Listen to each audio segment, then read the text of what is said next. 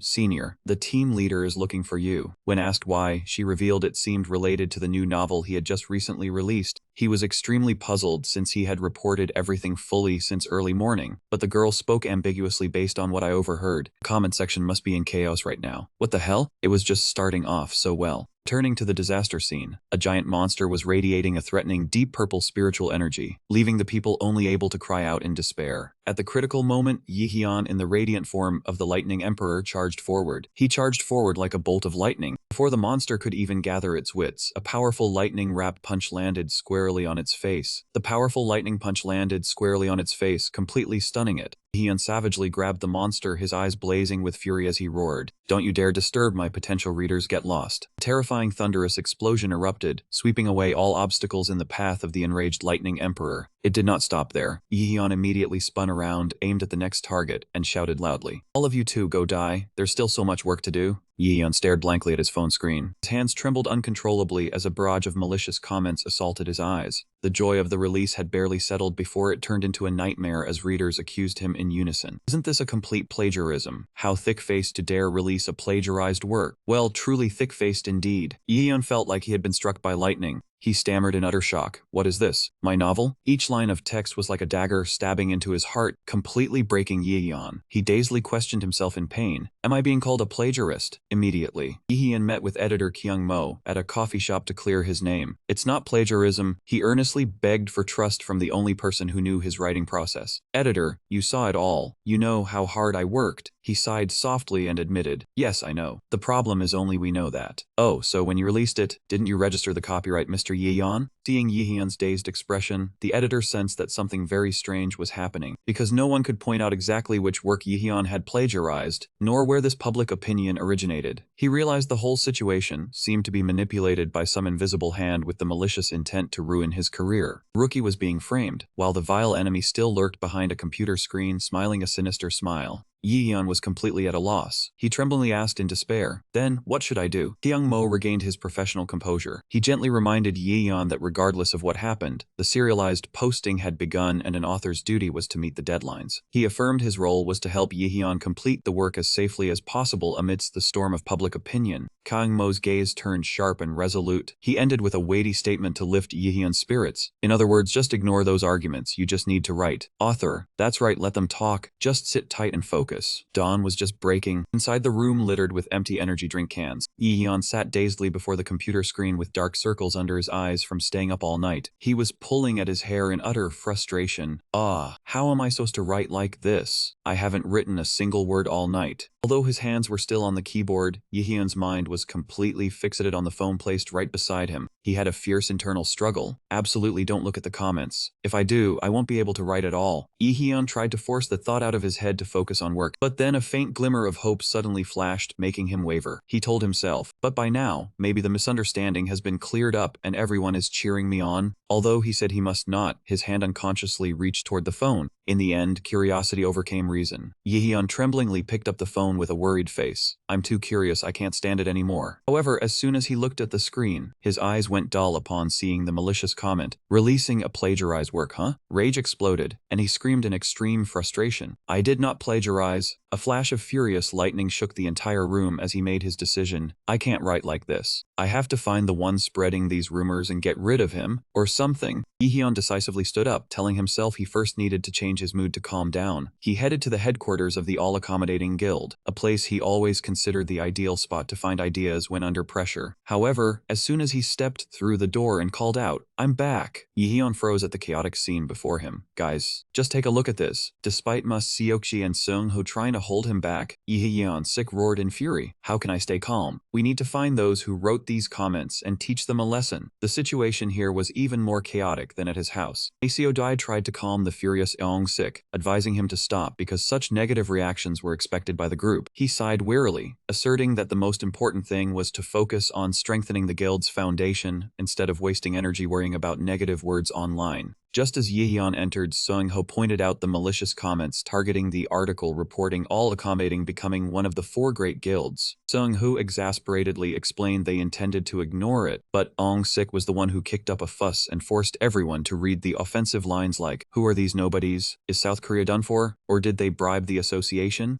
Yi Yeon silently read each line, while Ma Seokji began to regret letting the members indulge in this toxic content. The more they read, the more intensely the rage within the members erupted. Ma Seokji's veins bulged when he saw the name All-Accommodating mocked as reeking of old people. Eung Ho could not contain his anger either when they were called lackeys of the demon sword. The peak came when a comment directly targeted the team's appearance, suggesting that aside from the demon sword, the rest of them looked like ordinary neighborhood hunters. Even though Yi Yeon tried to advise everyone to stop reading, Ma Seokji had completely lost control. The guild leader roared in a sea of fury. He frantically demanded that those bastards be brought to him immediately and shouted loudly, "What's wrong with All-Accommodating? Catch them and smash their mouths in. I don't give a damn anymore." Eong Sik triumphantly waved his phone, insisting he had a way to find and punish all those who wrote malicious comments. He excitedly boasted that he had stepped forward to reveal his real identity, like a gentleman to confront them directly. On the phone screen was a fiery exchange, where Eong Sik publicly stated his name and demanded the offender give an address so he could come and settle the score in person. Eong Sik was confident there would soon be a response for the team to go find them. This naive action only left Ma Seokji and Seung Ho speechless. Seung Ho sarcastically asked if Eong Sik really thought they would reveal their address, or why didn't he just threaten to crawl into the phone and catch them outright. Ma Seokji held his head in disappointment, insisting that not even the Lightning Emperor could do something so absurd. Seung Ho slightly curled his lips, full of implication. Who knows, maybe the Lightning Emperor could do it after all? He turned to ask for Yi Yeon's opinion. It caused the writer to suddenly fall into deep thought. Yi Yeon brought his hand to his chin, quietly thinking that if he did it that way, finding the identities of those hiding behind the screen might be possible. In the pitch-black technology room, a burly man with chains wrapped around his body stepped in, lowering his voice to ask, report the situation. A young man with messy blue hair was focusing intensely in front of a modern computer array. His hand glowed with a blue stream of spiritual energy, as if controlling the entire system. He calmly replied that he had just finished the preparation stage. Leader pressed him about the progress of the campaign targeting the Lightning Emperor, asking if there were any obstacles. Mumion curled his lips in confidence, telling him not to worry, as he had missiled Yehyun with the plagiarism disputes, making the world's strongest hunter busy with trivial matters. In his heart, Mumion scorned seeing a legend so easily drawn into the noise of that worthless novel. He curiously asked why his master paid so much attention to Yehyun. Instantly, he paid for his curiosity. Mind your own business. The leader flew into a rage, roughly grabbing Mumion by the neck and lifting him into the air. He growled with murderous intent. That is not something a lowly worm like you is allowed to discuss. He coldly asserted that Mumion was merely a tool to find the divine artifact's location, and told him not to be conceited about that pathetic ability. Faced with the terrifying threat, Mumion could only whisper in pain, "Yes, I'm sorry." The leader threw Mumion forcefully to the floor, warning him for the last time. "If you do not find the location of Mjohnny, remember your life will end right there."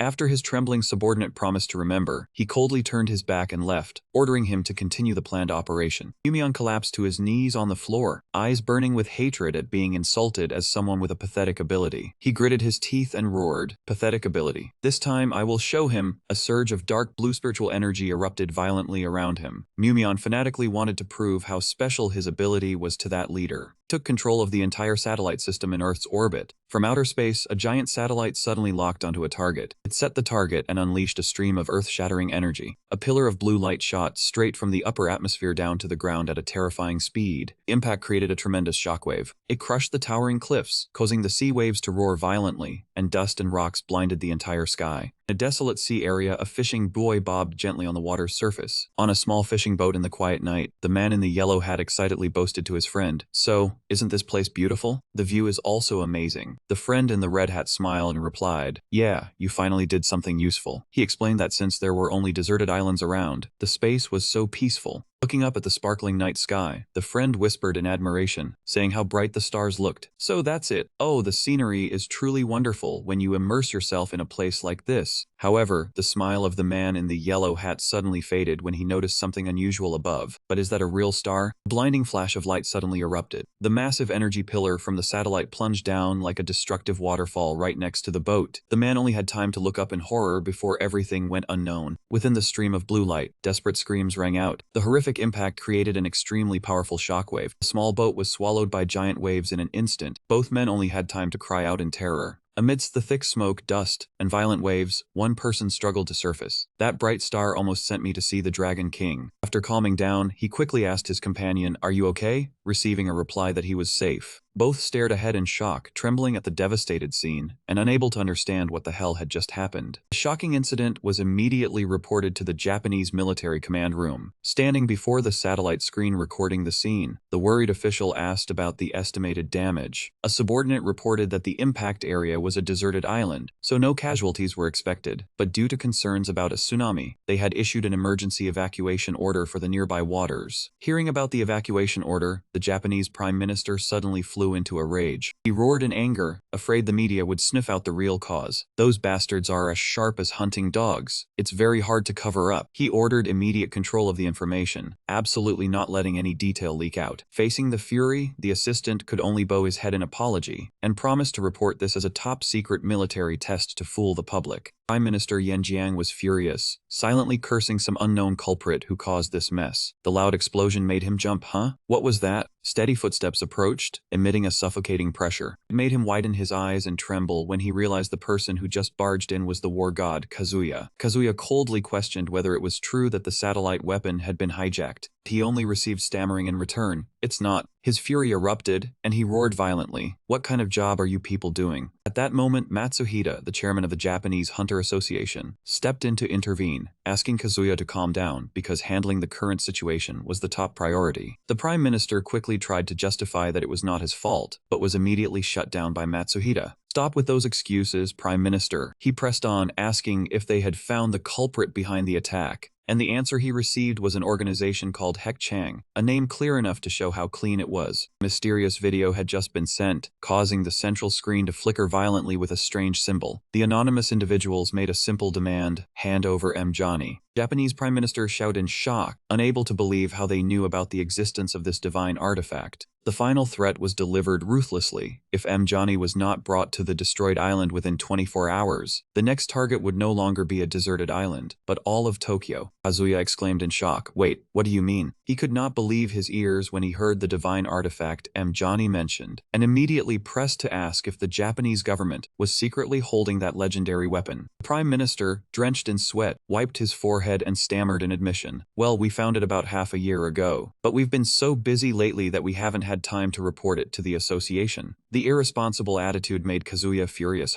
This guy is beyond words. You get a divine artifact and dare to hide it in silence. Chairman Matsuhita immediately intervened to calm things down, asserting that the Prime Minister's responsibility would be dealt with later, but for now, they had to focus on the main issue. Kazuya turned to ask the assistant about the possibility of regaining control of the satellite, but he received a pessimistic answer. All available personnel are working on it, but we cannot guarantee anything. And Kazuya suggested blowing up the satellite to solve the hot spot. The assistant explained that with their current capabilities, they could soon seize control of another satellite weapon. Matsuhita mused to himself, damn it, this is a real headache. He realized everything they had done so far was aimed at claiming the divine weapon. When asked for his opinion, Kazuya coldly asserted that the most important thing now was that they dared to target Japan, a place where he was present. They showed no respect for his face at all. Meanwhile, in South Korea, Yahello was slumped with his head down in front of his computer screen. He dazedly realized that he could not even find a single comment that had truly sparked those baseless plagiarism controversies. Comments like, "Is this a highly anticipated work?" or "What did they plagiarize?" kept appearing incessantly. Yahello gritted his teeth, concluding that this was clearly an attempt to manipulate public opinion with extremely malicious intent. He furiously typed away, the keys clicking loudly. To counter this injustice, he stated clearly in the comment section, "I am not the author, but I will find any AI that continues to post malicious comments." Immediately, brilliant golden electric sparks began to erupt violently around Yihion's body and keyboard. His hair turned into the brilliant golden color of the Thunder Emperor. Yihion roared in fury. The only option left was to find himself. A colossal surge of lightning spiritual power exploded, lighting up the entire Tedongda convenience store building in the night. When the light faded, the room was left in silence with an empty chair and faint wisps of black smoke. Where had he vanished to everyone? Penetrating into the digital space, Yihion stood stunned before a gigantic network of microchips radiating a brilliant blue light. He realized this was the server, the source of all the trouble. Yet, amidst this endless data labyrinth, Yihion couldn't help but feel bewildered, wondering what he should do next. Suddenly, he noticed streams of spiritual power circulating continuously along the pathways. Yihion wondered if this was the running data. Then he quietly observed the torrent of information flowing towards the distance. With a determined gaze, he decided he had to advance deeper inside to find the truth. Meanwhile, at the association office, Park Dae-han was having a secret discussion via a virtual reality screen with Matsuhita. Receiving an urgent plea from Japan to act quickly, the chairman calmly replied, "I understand." Park Dae-han affirmed he would immediately relay the information to the Thunder Emperor to put the other party at ease. What kind of manpower is so poor that you have to beg another country for help? After receiving a promise of repayment from Matsuhita, the communication screen went dark, leaving him alone. Park Dae-han let out a soft breath, and then smiled enigmatically about the conversation that had just taken place. Park Dae-han couldn't help but laugh heartily, banging the table repeatedly as he recalled the plea from the notoriously rigid Chairman Matsuhita. He couldn't believe such a man had to humble himself to utter favor to him. However, Park Dae-han quickly regained his serious demeanor. He told himself that this issue was truly critical, so he had to contact Yihion immediately. As he picked up the phone, he smiled smugly, secretly feeling lucky that the Thunder Emperor had decided to return at just this moment. 2 hours passed, and Park Dae-han was now kneeling on the office floor in a state of utter exhaustion and despair. He wailed bitterly, calling out Yihion's name, not understanding where that kid had disappeared to in this critical moment. At this point, even if someone told him to go blind searching for the Thunder Emperor, he probably would. Meanwhile, in an entirely different space, Yihion was peeking out from behind a tree in the digital maze, his face full of vigilance. Yihion observed the massive data stream flowing turbulently in one direction and silently concluded that it seemed all information was converging over there. Suddenly, a grotesque mechanical spider monster with glowing red eyes appeared. Its sharp legs were tightly gripping a blue data sphere. Yihion was shocked, wondering what bizarre creature actually was. As he watched it furiously processing the streams of information inside that sphere, Shortly after, Yihan approached and picked up a data sphere to examine it. He wondered if this thing was also a form of data. However, the moment a virtual screen suddenly appeared before his eyes, Yihan froze in astonishment. He was shocked to realize that all the content displayed inside was the comment section of the online novel he had just released. Here it is, the rumor monger is definitely here. You plagiarist, get lost. He was amazed to see the content of the comments being altered abnormally right before his eyes. While he was still in shock, a gigantic mechanical spider with glowing red eyes loomed out of the darkness. Yihan tried to observe it more closely to investigate, but it suddenly swung its sharp leg to attack, causing him to only just barely dodge and exclaim in shock, wondering when it had gotten so close. Yihan quickly retreated into a defensive stance, silently blaming himself for being too careless, not realizing the enemy was right behind him. He noticed that in this digital space, his ability stats seemed to be displayed much lower than they actually were, before he could find the reason from the electronic treetops above. A swarm of other mechanical spiders began to drop down on strands of silk, surrounding him from all sides. Looking at the increasingly dense spider nest around him, Yihan smirked slightly. Oh, so this is their nest. I've stumbled into a den of webs. Without hesitation, he immediately unleashed the power of the Thunder Emperor, his hair turning a brilliant golden yellow, as fierce lightning bolts began to crackle. Yihan asserted that no matter how numerous they were, he only needed one strike to burn them all away. Powerful, brilliant golden lightning blast erupted, engulfing the entire swarm of mechanical spiders in a destructive flash of light. Amidst the smoldering ruins with residual sparks, Yihan breathed a sigh of relief, seeing that his skills were still functioning steadily in this virtual environment. However, looking back at the residual lightning on his hand, he suddenly felt a bit uneasy and wondered if the accuracy of his attack was diminishing. At that moment, one remaining mechanical spider frantically lunged at him from behind, attempting a sneak attack. Yihan kept a cold expression. He delivered a powerful kick, deflecting the enemy's attack before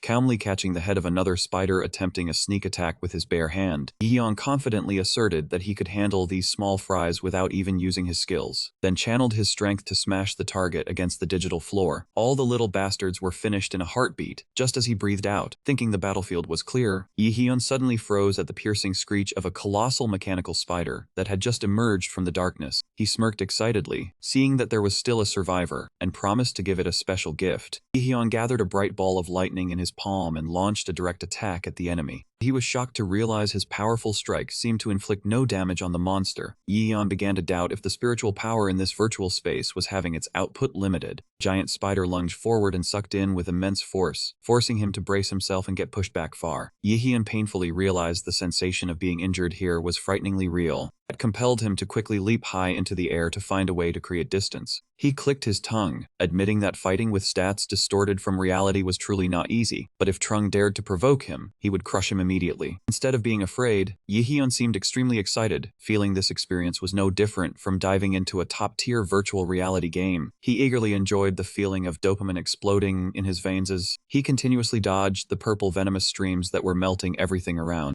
Yihan reminded himself that although it was fun, he still had to be careful because he did not know what consequences taking damage in this virtual world would have on his real body. Yihan froze in surprise as he realized he had gotten caught in a web of blue-green silk from who knows when. He struggled in vain, startled, and asked himself, "What is this?" Even though he tried his best to tear it apart, the strands of silk clung tightly without letting go. Yihan gritted his teeth, realizing it would not break but only let electricity pass through. A sudden speculation made him stunned. Could it be the reason his attack earlier was ineffective was... Within the darkness, the giant mechanical spider with glowing red eyes slowly lowered itself down, locking onto the prey hanging suspended in the center of the giant web, facing the grotesque entity that was baring its fangs and claws as it closed in. Yihan unexpectedly let out a calm small laugh. Haha, looking at this, it is a bit scary, huh? He smirked lightly, looking straight at the enemy and asked back, "But do you know what?" The Lightning Emperor calmly explained that the earlier attacks were ineffective not because of insufficient power or missing, but because he only needed a conductor for the electricity to flow through. Blazing golden lightning began to erupt violently, enveloping his body. Yihan flashed a confident smile and concluded that the ideal conductor at this moment was the opponent's own spider silk. Instantly, an earth-shattering surge of lightning erupted from his body, engulfing the mechanical monster in a brilliant golden radiance. The spider had met its end by the very trap it had set, Returning to normal, Yihyun let out a sigh of relief, silently marveling that it had been a long time since he had enjoyed such a refreshing battle. However, he quickly stopped when he remembered the main purpose for infiltrating this place was not to play around. Looking down his feet, Yihyun discovered a brilliant red orb, and curiously picked it up, thinking it was the eye of the spider from before. He carefully observed the orb with its strange pattern of twin snakes coiling around a staff, and could not help but wonder about its true origin.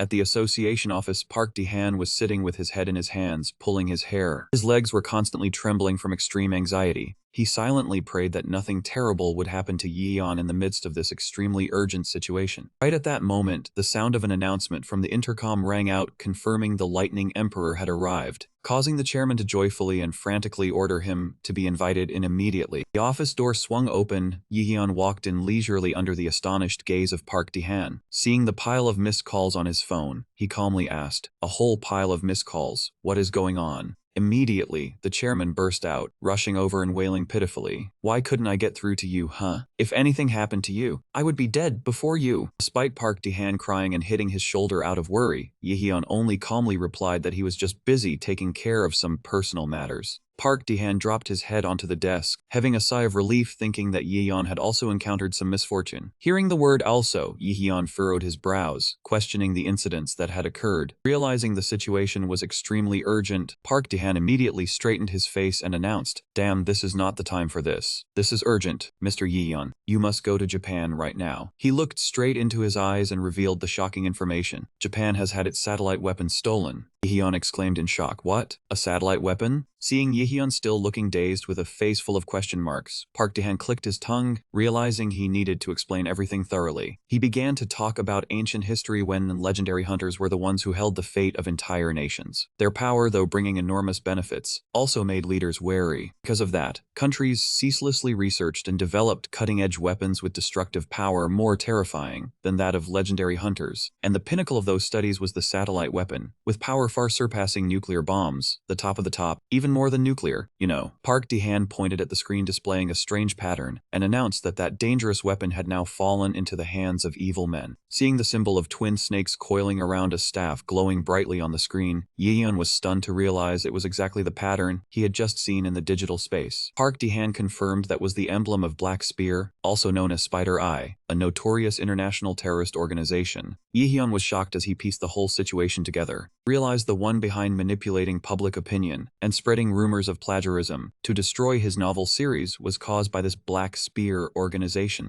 Park Ji-han cleared his throat to pull Yihyun back to reality. He emphasized that due to the alliance relationship and the devastating power of the satellite weapon, the situation was extremely urgent. As soon as he heard that the Black Spear organization was behind it, Yihyun clenched his fist in anger and waved his hand declaring, "I will go." Lightning Emperor's sudden decision left Park Ji-han stunned, unable to believe his ears. But Yihyun kept a determined gaze, affirming he would leave for Japan immediately to settle the score with those who dared to touch his life's work. They dared to make the child of my mind unable to eat or sleep in peace, so let them beware of my wrath. Meanwhile in Japan, the atmosphere in the high-level meeting room was tense as a bowstring, with an estimated casualty count of 6 million people. Among them, nearly 700,000 people were expected to die if the satellite weapon was activated. Only a mere 3 hours remained. But the association side was still completely at a dead end, because they could not find any trace of the enemy, leaving the officials drenched in cold sweat from fear. Facing a situation hanging by a thread, Chairman Matsuhita thoughtfully made a shocking decision. He sternly announced that the association and the Japanese government had decided to completely cease the pursuit of the Black Spear organization. This statement caused the meeting room to explode in shock and anger. An official shouted out questioning if they intended to meekly hand over the divine artifact, Little Johnny, to the terrorists.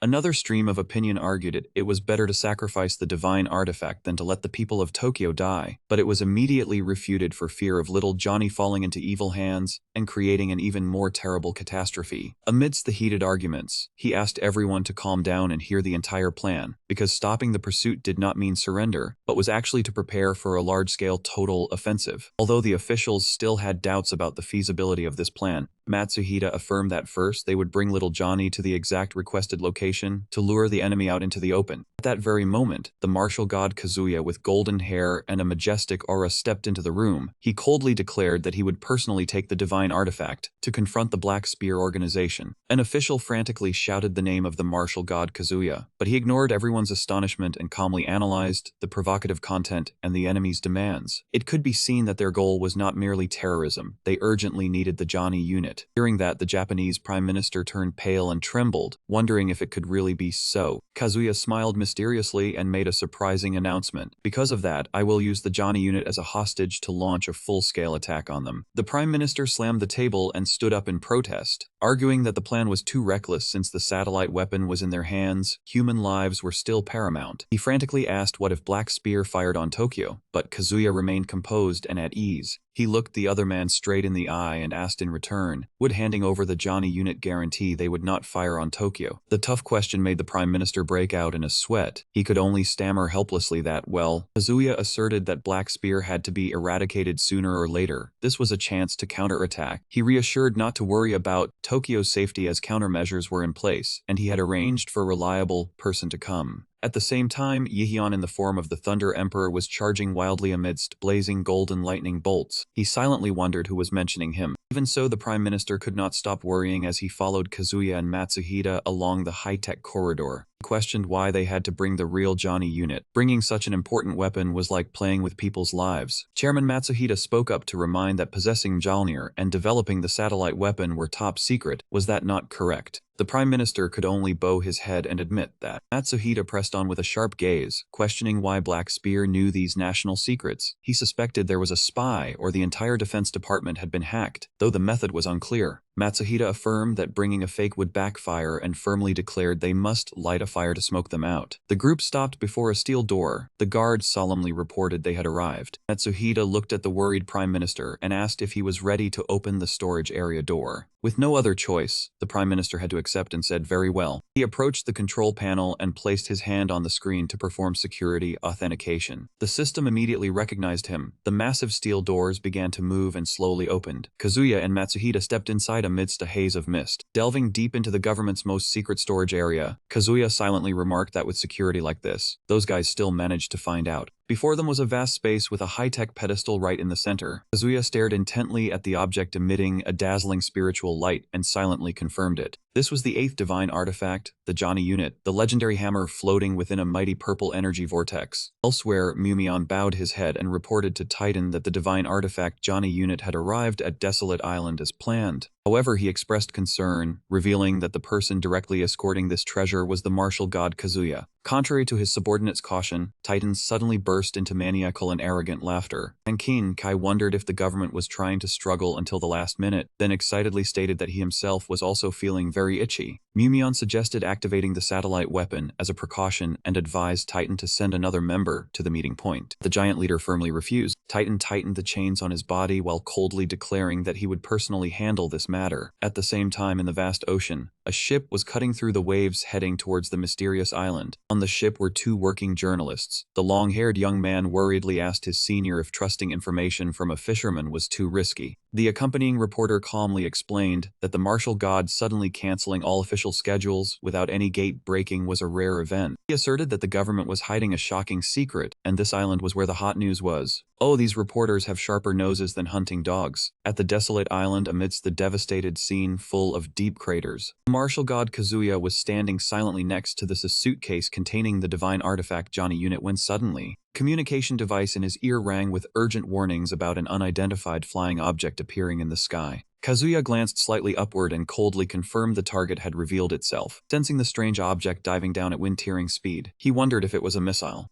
No, this pressure was not like a missile, but rather, an earth-shattering explosion echoed violently. Dust flew everywhere as a giant man with bulging muscles and chains wrapped around his body landed before him. Kazuya said in a low voice, "Stranger." The stranger smiled viciously, staring at his opponent and asked, "The martial god, right?" Facing the suffocating pressure, Kazuya inwardly assessed where this monster came from. Not only was his physique enormous, but the aura he emitted was also formidable. Even so, he calmly affirmed that he was the martial god, standing by his name. Standing next the suitcase containing the divine artifact, Kazuya firmly questioned, having brought the Johnny unit here, What did they plan to do with it? The terrorist attacks were just to obtain the divine artifact. The giant coldly interrupted, telling him to stop talking nonsense. He sneered mockingly that the martial god showed up in person just to ask trivial questions. To him, all arguments were meaningless before absolute power. He roared arrogantly that to achieve anything, the principle of this world was to seize it by force. As soon as he finished speaking, the giant stomped hard on the ground, shattering the stones and bricks. He put all his force into his giant fist and charged in for a fierce attack, but Kazuya swiftly sidestepped to dodge by a hair's breadth. He smiled slightly and commented that he was faster than he looked. He thought he would be slow and clumsy. Not giving the opponent time to recover, the martial god moved at an unimaginable speed. Kazuya closed in and delivered a powerful punch aimed straight at the giant's stomach. Kazuya was stunned to realize his attack did not shake the giant at all. Titan coldly raised his guardian arm, sneering that with such paltry strength, "You will never get what you want." A heavy punch smashed the ground to pieces, but he dodged in time. Immediately, Kazuya launched a spinning kick aimed straight at the opponent's face, but the giant stood firm as a mountain. The frenzied martial god unleashed a series of lightning-fast hand and foot strikes, trying to find some opening on Titan's guardian body. This situation was no different from him practicing on a punching bag, right? Even though they were aiming at the face, Titan still calmly caught Kazuya's leg in midair. He gritted his teeth, looking at the restrained martial god, and sneered. Without any mercy, Titan swung his arm with force, slamming Kazuya's body straight into the ground with terrifying force, causing severe injury. Titan roughly dragged Kazuya's exhausted body across the gravel-strewn ground. He looked down at the dying prey and said in disappointment, "So this is all a martial god amounts to. The battle is too boring." He turned and walked away. He trudged forward, the suitcase containing the divine artifact, and Johnny lay helplessly in the distance. Titan suddenly stopped, full of astonishment as he sensed an immense pressure from behind. Immediately, a figure shot down with wind-like speed, delivering a 1,000-pound punch aimed straight at the giant's head. A horrifying impact shook the ground, forcing Titan to brace himself and step back. His feet plowed through the stone floor to keep his balance against the unexpected counterattack. Then a voice rang out. "So you finally used a good move, or is this a final flash of brilliance?" Titan gritted his teeth, admitting that both the opponent's speed and power had increased significantly, even forced someone as arrogant as him to step back. He watched Kazuya wipe the blood from the corner of his mouth and offered a compliment. "I acknowledge your endurance." In response, Kazuya slightly curled his lips and affirmed, "I am not someone who is easily subdued like this." He raised his hand to touch the ring, activating a source of brilliant golden spiritual power that erupted fiercely. He coldly warned, "From now on, prepare yourself properly." In his magnificent golden armor and blazing gauntlets, the martial god's aura had reached its peak, ready for the life-and-death confrontation. At the same time, at the Ministry of Defense server, a spherical technological entity was floating in the mysterious digital space. Mumion was frantically manipulating the strands of spiritual power to control the entire data system. Mumion focused intensely as the energy level had reached 97%. He wondered why all the preparations for firing were almost complete, yet there was still no news from Titan. Is he done fighting? Why no response? Wondering if that brute was actually having trouble in the battle. Couldn't believe light could reach this deep place, until the radiant silhouette of Lightning Emperor Yahello emerged within the electric waves right before his eyes. He gritted his teeth and exclaimed, "The one who edited the reader's comments was you." A few minutes earlier at the command center, the air was suffocatingly tense as they looked through the window towards Earth. The Prime Minister could only exclaim in despair, "Impossible." Right then, a technician panicked and shouted, "Mr. Prime Minister, something big has happened. They have started preparing for actual firing." The nightmare was becoming real as the energy charge had reached the 30% mark. The Prime Minister trembled in fear, sweating profusely at the thought of Tokyo being wiped out. He spun around and angrily yelled at Association Chairman Matsuhita, "Hey Mr. Chairman, what exactly is that person you said was reliable doing?" Meanwhile, the system continuously warned that energy had soared to 40%. At this rate, the Prime Minister might have a heart attack. Contrary to the panic, Matsuhita remained strangely calm. He slightly smirked and replied, "Didn't I tell you not to worry? Perhaps by now that person is already in the skies over Tokyo." However, an unexpected voice rang out from the door. "Am I still in time?" Matsuhita turned around in shock, his eyes wide with astonishment as he saw Yahello casually walking in. He stammered, unable to believe his eyes. "Lightning Emperor, why are you here? Didn't you receive the battle plan?" Yahello calmly replied that he had received both the plan and the current situation. The Prime Minister looked at Yahello with a suspicious gaze, unable to believe that such an ordinary-looking kid was the legendary Lightning Emperor. He pressed on, asking why Yahello was appearing here instead of being in Tokyo to stop the disaster. Yahello silently gazed at the vast space outside the window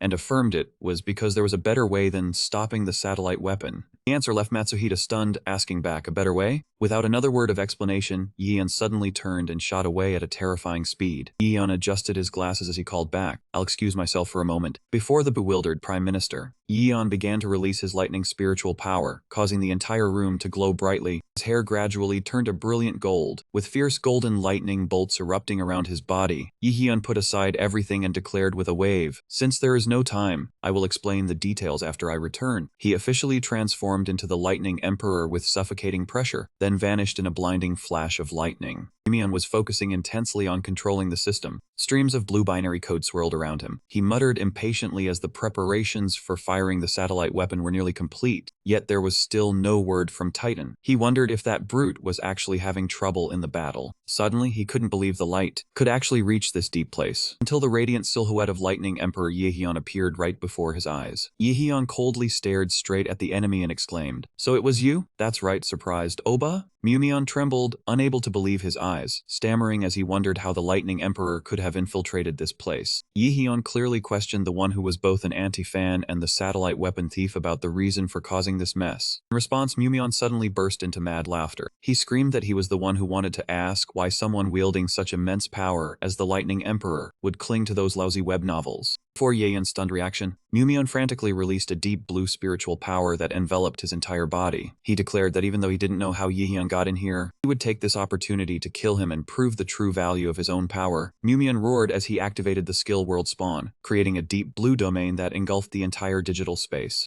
Yeon was stunned as he was swept into the vortex of spiritual power. He thought to himself, was this how a domain was deployed? Sensing the instability around him, Yeon told himself he had to escape quickly. He immediately channeled lightning into his hands to prepare a powerful counterattack. This time he would show him what he was made of. Yeon shouted, "Lightning cannon!" A brilliant golden pillar of light with terrifying power shot straight towards the enemy. But Yeon still stood still with a sinister smile, showing no intention of dodging. With just a gentle snap of his fingers, he bent the massive energy flow and made it disappear amidst a cloud of dust. Seeing his cherished strike easily neutralized, Yeon froze in shock, amazed, and blurted out, "The lightning cannon is gone." Yeon threw his head back in a crazed, triumphant laugh, declaring this was the stage for realizing all his desires, where the might of the Lightning Emperor was nothing. With a cruelly twisted face, Yeon roared, "The god of this place is me. Die, Lightning Emperor." Then he unleashed a massive surge of azure spiritual power that poured down like a waterfall. Yeon took the attack head-on. He coughed up blood in pain and was sent flying to land pathetically on the ground. Watching his opponent struggle to get up, Yeon laughed loudly and mockingly, saying that even one who called himself a god would be pitiful in his world. Yeon crazily declared that the power Yeon was wasting should be used this way. This was the true power he yearned to possess. Yeon stood there silently, blood at the corner of his mouth, but his eyes exuded a majestic air that stirred his opponent. Yeon stepped back in shock, unable to withstand that gaze. He screamed, "Ha, what is this? That look in your eyes? If you're weak, don't look at me like that." In his madness, Yeon unleashed a massive torrent of azure spiritual power like a destructive waterfall. The pillar of energy crushed the digital ground into countless fragments. Standing amidst the rubble, Yeon breathed heavily, but his face was full of triumph. "Did I take him down? Only I am the strongest here." He smugly declared that he had captured the Lightning Emperor. No one would look down on him now. An unexpected call from behind startled Yeon. Yeon was completely unharmed. He asked coldly, "What nonsense have you been spouting about true power all this while?" Yeon looked his enemy straight in the eye and said solemnly that being strong wasn't like that. He recalled his comrades like Maseokji and the elder Gugiso, who had fought resiliently on the line between life and death. Yeon declared that true power was being unyielding in any crisis, protecting one's faith to the end. His eyes burst with golden flashes. Immediately, a heaven-shaking lightning explosion occurred, engulfing everything in a blinding radiance. Yeon howled in pain, denying it. "Ha! That kind of faith is useless." He screamed madly, "Stop your futile struggling. Kneel before me, Lightning Emperor." He unleashed a torrent of azure spiritual power to suppress him, but Yeon stood firm within the encirclement, his demeanor calm.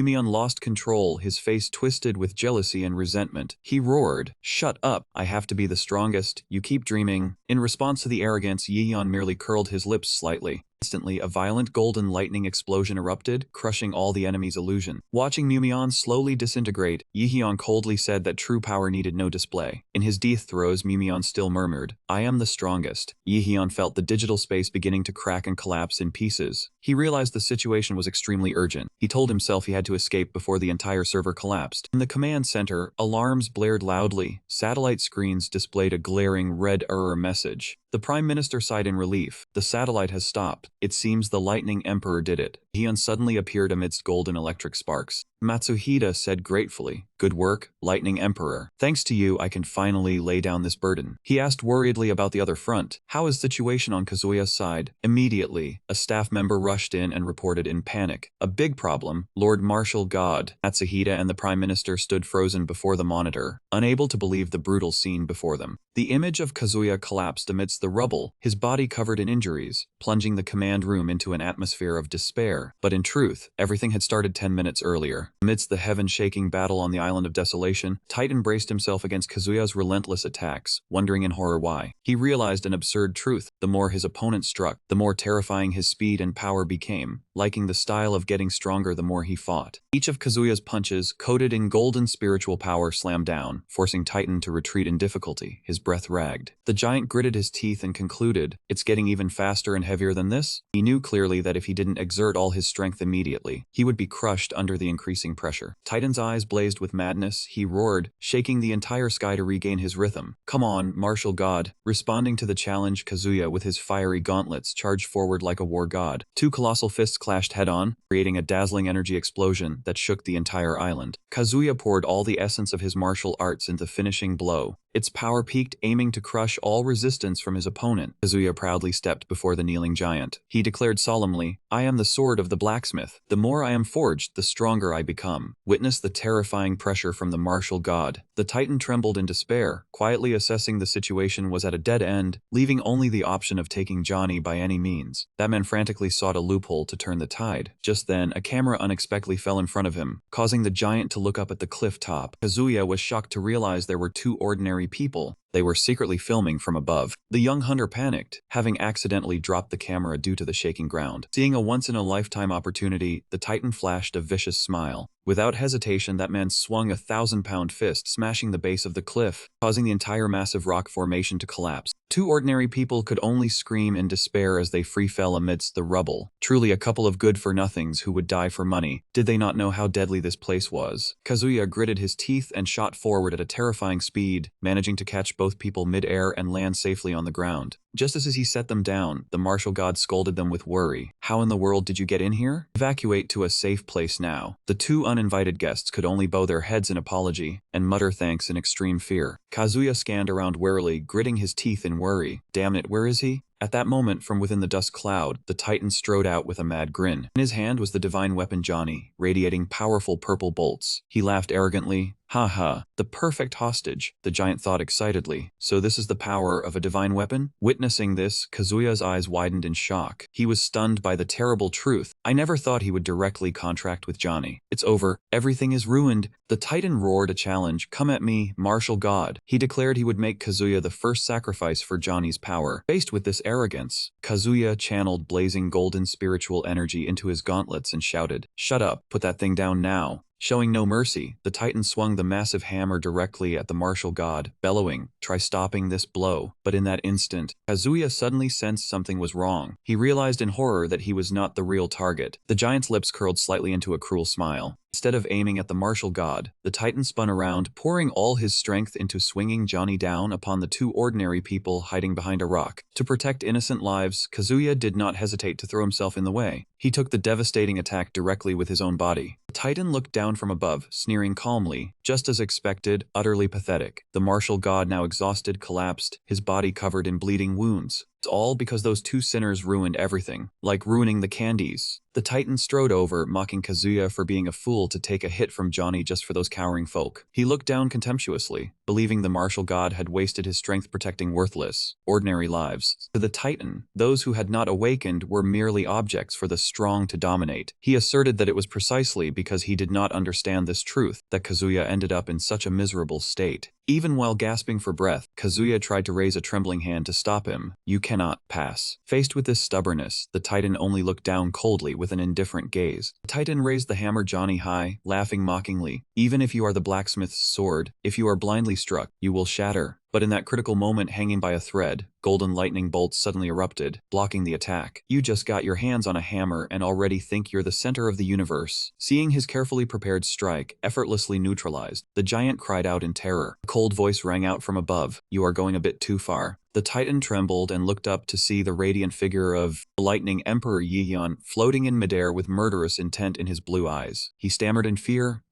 Lightning Emperor? The Titan was drenched in sweat, confused as to how the Lightning Emperor was there. He silently cursed his failed comrade for ruining the plan. Suddenly, a massive flaming bird with blazing red eyes appeared. Yihyun narrowed his eyes slightly, sensing someone else was hiding nearby. Seizing the chance, the Titan jumped and latched onto the talons of the fire bird to escape. Seeing the Titan try to flee, Yihyun immediately roared, "Where do you think you're going?" But this attack unexpectedly had no effect on the fire bird. Yihyun was astonished that his attack was blocked. What, it actually blocked it? A mysterious figure in a robe emerged from the smoke, calmly advising, "Do not be too hasty, Lightning Emperor." With a cryptic smile hidden beneath the hood, he left a challenging farewell, "For we shall meet again soon." Then he instantly vanished into thin air in the blink of an eye. Yihyun stared after him in shock, but had to shake off his surprise when he saw Kazuya lying motionless amidst the rubble. He quickly rushed over to support his comrade, who was barely breathing in a pool of blood. "Kazuya, are you okay?" Kazuya struggled to open his eyes. "You came. Sorry, even with your help, I let Johnny go." "It's fine," he affirmed, saying that thanks to Kazuya's sacrifice, the two ordinary people were safe. For him, that was more than enough. Kazuya managed a serene smile, as if a weight had been lifted, whispering a final word of thanks. "Thank you." Then his hand went limp, and he completely fell unconscious in the Lightning Emperor's arms, leaving a dark and sorrowful atmosphere to envelop the entire ruined island. Yihyun quietly stepped into Super Hospital. In his hand, he carried a gift box full of necessities. His heart still couldn't stop worrying about his teammate who saw Kazuya beaten to that extent for the first time, wondering if he had woken up. Just as he approached the hospital room, Yihyun suddenly stopped when he saw the crowd of nurses and fans blocking the door, cheering excitedly, praising how handsome and charming he was in real life. He asked himself in bewilderment, wasn't that Kazuya's room over there? Inside the room, the martial god Kazuya, despite wearing patient clothes, still radiated a sparkling aura, casually handed out autographs and flashed a deadly charming smile. "Now next lady, please." Seeing his friend doing professional fan service, Yihyun could only freeze with a speechless expression. The meet and greet ended amidst regret as Kazuya waved goodbye, saying see you again at this time tomorrow. Looking at his delighted face, Yihyun sighed in exasperation, muttering to himself that he had wasted his worry. The guy was healthy enough to sign for pretty girls, while he had worried himself sick for nothing. Yihyun laughed it off, noting that someone was doing fan service as usual. "Looks like he's fully recovered, right?" Kazuya confidently asserted that when it came to health, he was the best in the world. When asked about his plans, Yihyun said the mission was done. The plagiarism rumor was also resolved smoothly, so he had to return to continue writing his backlogged novel. Kazuya looked at Yihyun with sincere eyes, thanking him because thanks to his friend, Tokyo was safe. Seeing Kazuya suddenly become serious, Yihyun asked in surprise, "What's up? Why are you putting on such a serious act all of a sudden?"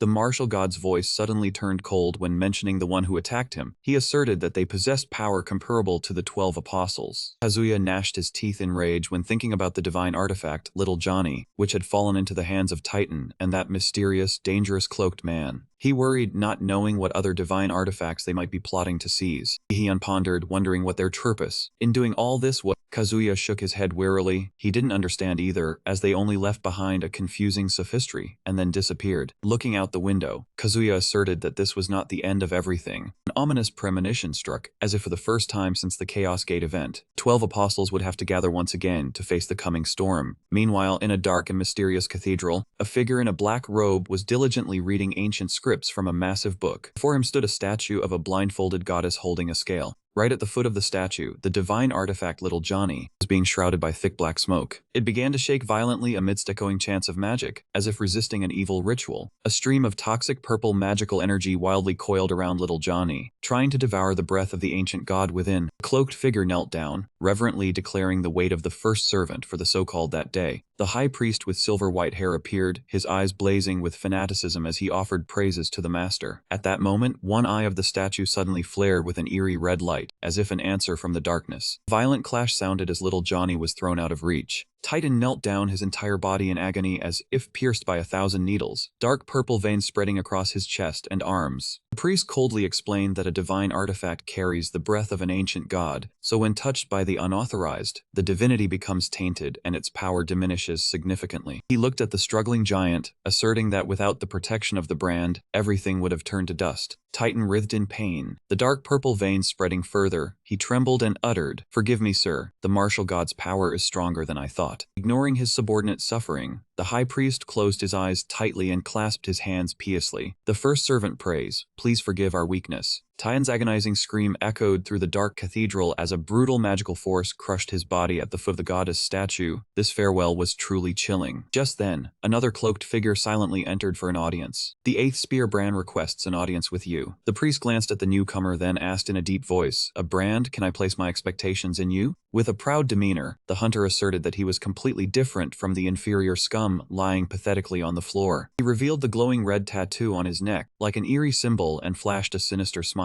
"I have already set the bait. Sooner or later they will take the hook. This time, the Brand I will show you clearly." Back at the editorial office, Kyungmo was intently monitoring reader reactions to Yihyun's series. He silently wondered if he should be happy that the plagiarism controversy had inadvertently become a brilliant marketing campaign for the work. Looking at the enthusiastic supportive comments and urgent requests for new chapters from readers, he breathed a sigh of relief. Resolving it well was a stroke of luck. Now the author had nothing to worry about. However, hurried footsteps and a ferocious voice calling his name suddenly shattered the peaceful atmosphere. Kyungmo looked up in confusion and saw a man aggressively barging in. He slammed his hand hard on the table and shouted, "Stop publishing the works of author Yeon immediately." Kyungmo stood up in shock and asked back, "What, director? What are you talking about?" Even as he tried to explain that the controversy was already resolved smoothly, the director still maniacally yelled that the plagiarism label would cling to and ruin the company's image in the long run. He pointed his finger at Kyungmo's face threateningly. Kyungmo slammed his hand down on the table, his voice full of anger. "What is your reason for doing this so suddenly? You said I could continue publishing, and reader reactions are increasing." However, in response to the editor's passion, the director simply swept everything off the desk with a ferocious expression. He jabbed his finger hard at Kyungmo's head, insulting him arrogantly. "The director says do it, so do it. Is your head just for decoration? If you don't want to be fired, stop it now." That man leaned in close, his icy gaze sharp as he issued an ultimatum with today as the deadline. After saying that, he turned and left, leaving the entire office in shock. People began to whisper, as this was the first time they had seen the director act so crazily. However, the moment he stepped out of the room, the director's face suddenly became dazed and confused, wondering what he was doing, if he was sleepwalking or possessed. As he turned his head, a bright red lightning bolt mark was clearly visible on his neck. That was the mark, the magic that was silently manipulating his mind to carry out the plot to destroy Thunder Emperor's career. Yeon was stunned, screaming in utmost terror, "Auntie, pause the release." He could not believe his ears. How could this be? We already proved it wasn't plagiarism. Kyungmo could only lower his head helplessly. He admitted the controversy was over and reader feedback was good, but the decision from higher-ups could not be changed. Kyungbo explained painfully that the company's internal decision was to pause the release until the situation stabilized. Hearing this, Yihyun was so devastated he felt his soul leave his body. He mumbled in despair, "But stopping the upload like this really is..."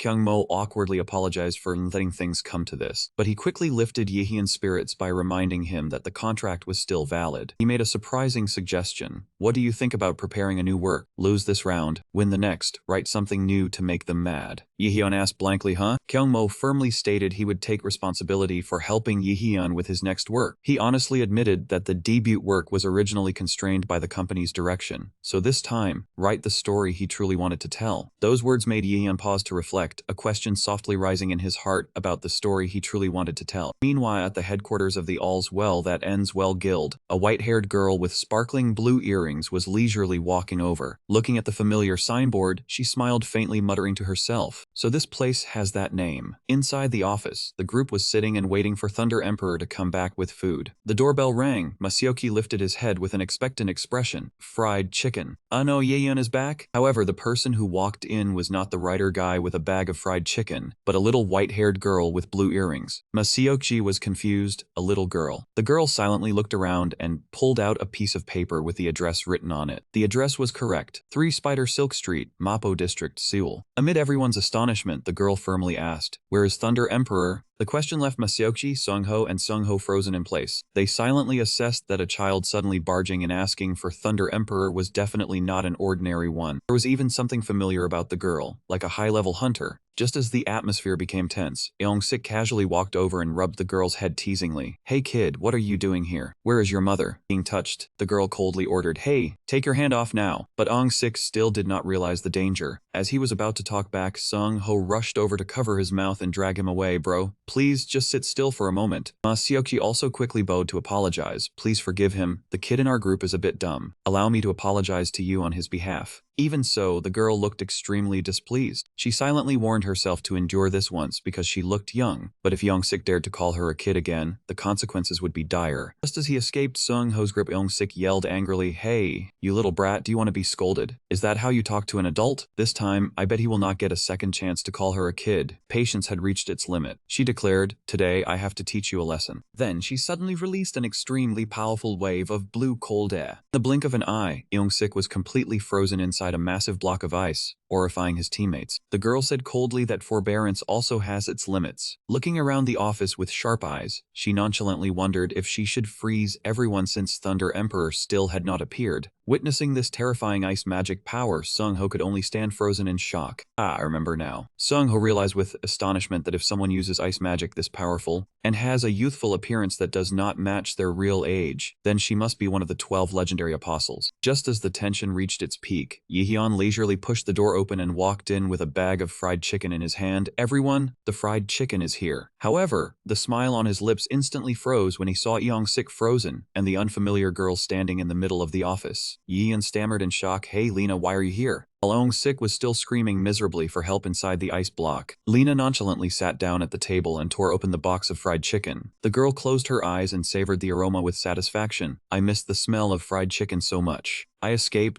traveled to South Korea to eat this." While eating happily, Lena enthusiastically invited everyone to join the feast. However, Yihyun immediately flew into a rage when he saw the girl had already devoured 2 chicken thighs. "Hold on, eating both chicken thighs is a crime." Lena calmly chewed and retorted, "Then go buy more. I gave you all the money. Then go buy it yourself." Her insolent attitude only made Yihyun grind his teeth in frustration. Meanwhile, Sung Uk-dae and Sung Eung-ho were eating and trembling as they whispered about the girl's true identity. Sung-ho explained in a low voice that she was one of the 12 apostles and the head of the world's #1 guild, Leviathan. The shocking information made the members of the All's Well That Ends Well guild only gulp in fear. Yihyun chewed chicken while pressing Lena for the reason she suddenly appeared, worried about Leviathan's situation and asking suspiciously, "Did you get him as permission to come?" The question hit a nerve, making Lena flinch, her face changing color with guilt. Lena stammered in defense, of course I did." Seeing her flustered demeanor, Yihyun smirked smugly. "No permission. Definitely no permission." Backed into a corner, the girl yelled defiantly, "It counts as permission. Go ahead and call, and I will freeze you too." While the two were still arguing, in a luxurious first-class cabin on a private jet, the Vice Guild Master of Leviathan, Harahima, was leisurely enjoying a glass of wine. She coldly asked a subordinate about the estimated arrival time in South Korea, and received an answer of about 2 more hours. Hima brought the wine glass to her lips, her sharp gaze fixed out the window, and ordered to increase speed further. "Oh dear, the girl cannot escape, even if she runs to the ends of the earth." Hima stared at the piece of paper with the words, "Do not find me," that Lena had left on the table. She thought to herself that the kid was trying to hide her trail, but in reality, she could not hide anything properly. Lena kept talking about wanting to go to South Korea, and her card usage history and immigration records had immediately betrayed her. Hima muttered that children really were simple, and she would definitely scold Lena for suddenly running away from home. At that moment, Kay, her trusted assistant, approached respectfully. "Miss Hima, there is still some time before we arrive in South Korea. Please have another glass and rest for a while." Hima smiled gently in thanks, then instructed Kay to tell everyone to rest comfortably until the plane landed. However, right behind her ear, a strange, blazing red seal suddenly appeared. Taking a sip of wine, Hima thought that Lena probably needed rest as well, and she also wanted to take the chance to vacation in South Korea. Suddenly, a wave of dizziness hit her, making her vision blur.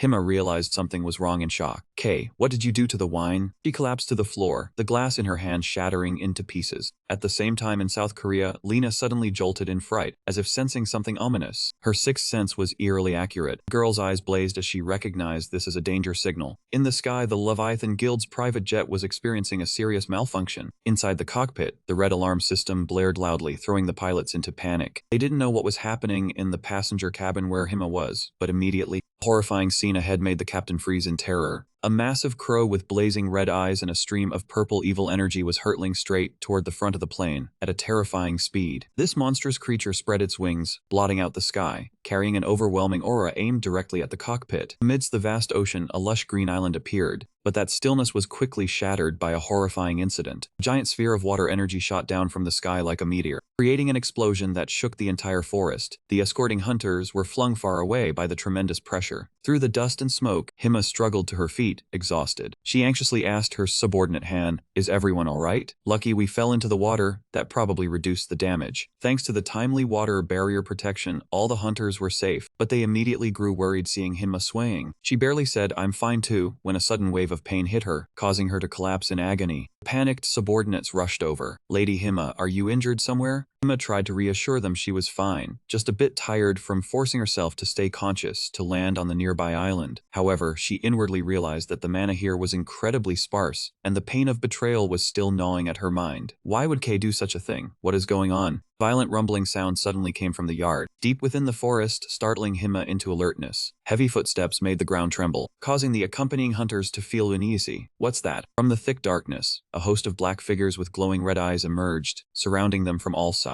A massive long-horned monster let out a terrifying roar, exuding an overwhelming aura aimed directly at the exhausted group. These creatures also knew to seize the opportunity, coming to attack when their prey was down on their luck. The team leader immediately ordered the formation to be reorganized to protect Lady Hima. The hunters simultaneously drew their weapons, ready for a life-or-death battle to protect their master. Just then, the one who had served Hima wine on the plane, Kay, suddenly returned, covered in wounds. "Lady Hima, you must flee immediately." Seeing Kay in a battered, blood-soaked state, Hima exclaimed in shock. "Kay!" The massive crow with eyes burning like fire dove down from above like a specter. Kay looked at his master with eyes full of remorse, then whispered hoarsely, "Lady Hima, I apologize." Before he could finish, he was brutally killed by the crow. Hima could only scream in despair and pain, "Kay!" From within the mist, a stranger with a sinister smile calmly walked out. He looked contemptuously at the scene and sneered that a mere pet daring to act on its own was truly insolent. Hima gritted her teeth in fury, realizing this was the one behind everything, the one who had caused all this from the start. He replied nonchalantly, "Ah, right, I forgot you asked about that. I am Luo Yin, the 8th spear of Hao Kang." He proudly declared himself the death god sent to punish those who defied the laws of nature. After this arrogant introduction, Luo Yin spread his arms wide, revealing a massive army of beast monsters with glowing red eyes looming behind him. He taunted, "My introduction is done. Now say hello to my adorable pets." This critical moment, Yihyun, in his lightning emperor form, asked curiously, "Hey Lena, how did you know Hima was in danger?" While flying at a terrifying speed, Lena explained that she and Hima were wearing a pair of ancient bracelet artifacts that could sense each other's condition. Lena spoke about the signal from the artifact earrings that allowed her to detect the abnormality and precisely sense the other's location. Gritting her teeth in anger, Lena couldn't understand who would dare touch Hima, a top-tier hunter among the 13 stars of the firmament. Flying close behind, Yeon was also deep in thought about the recent disturbance in Japan. He worriedly recalled the theft of young Master Johnny and wondered if that mysterious organization was targeting other divine artifacts. Those greedy bastards, having one made them want two. Yeon affirmed that this was certainly not the end, but only the beginning of a larger scheme. Suddenly realizing something, he called out, "Lena, is Hima holding any divine artifact?" Lena's surprise showed as she asked back, "How did you know?" His face changed color, his voice dripping with rage. "So it really is them, isn't it?" Unable to linger any longer, Yeon shouted, "Lena, we need to hurry up." Then he suddenly unleashed a thunderclap that shook heaven and earth to accelerate, leaving Lena struggling to catch up behind him. On the island, Luo Yin ceaselessly hurled insults as he watched the hunters struggling to hold the line. He mocked them, asking how long they intended to act as a shield. He laughed arrogantly, taunting that the famed Leviathan Guild was merely an empty shell without Delina. Luo Yin expressed boredom with the battle, finding it too dull to even serve as entertainment. Standing amidst the monster encirclement, Hima could only grit her teeth in frustration at the enemy's provocations. She looked at the subordinates risking their lives to protect her. Hima thought to herself, even though they were elite members, it would be difficult to hold back such a massive horde of monsters. She clenched her bleeding hand. Despite her wounds, Hima gave orders in a clear, commanding voice. Everyone fall back, then she stepped forward with dignity. Her reckless action panicked her subordinates, who tried to stop her, fearing her current condition could not endure any further strain. Hima gritted her teeth, insisting she was fine and telling herself she just needed to hold on until Lena arrived, as survival by any means was the top priority. Facing the overwhelming giant monsters, she shouted loudly, "Chiana, release." A surge of azure spiritual power erupted, and the legendary trident blazed with light in her hand.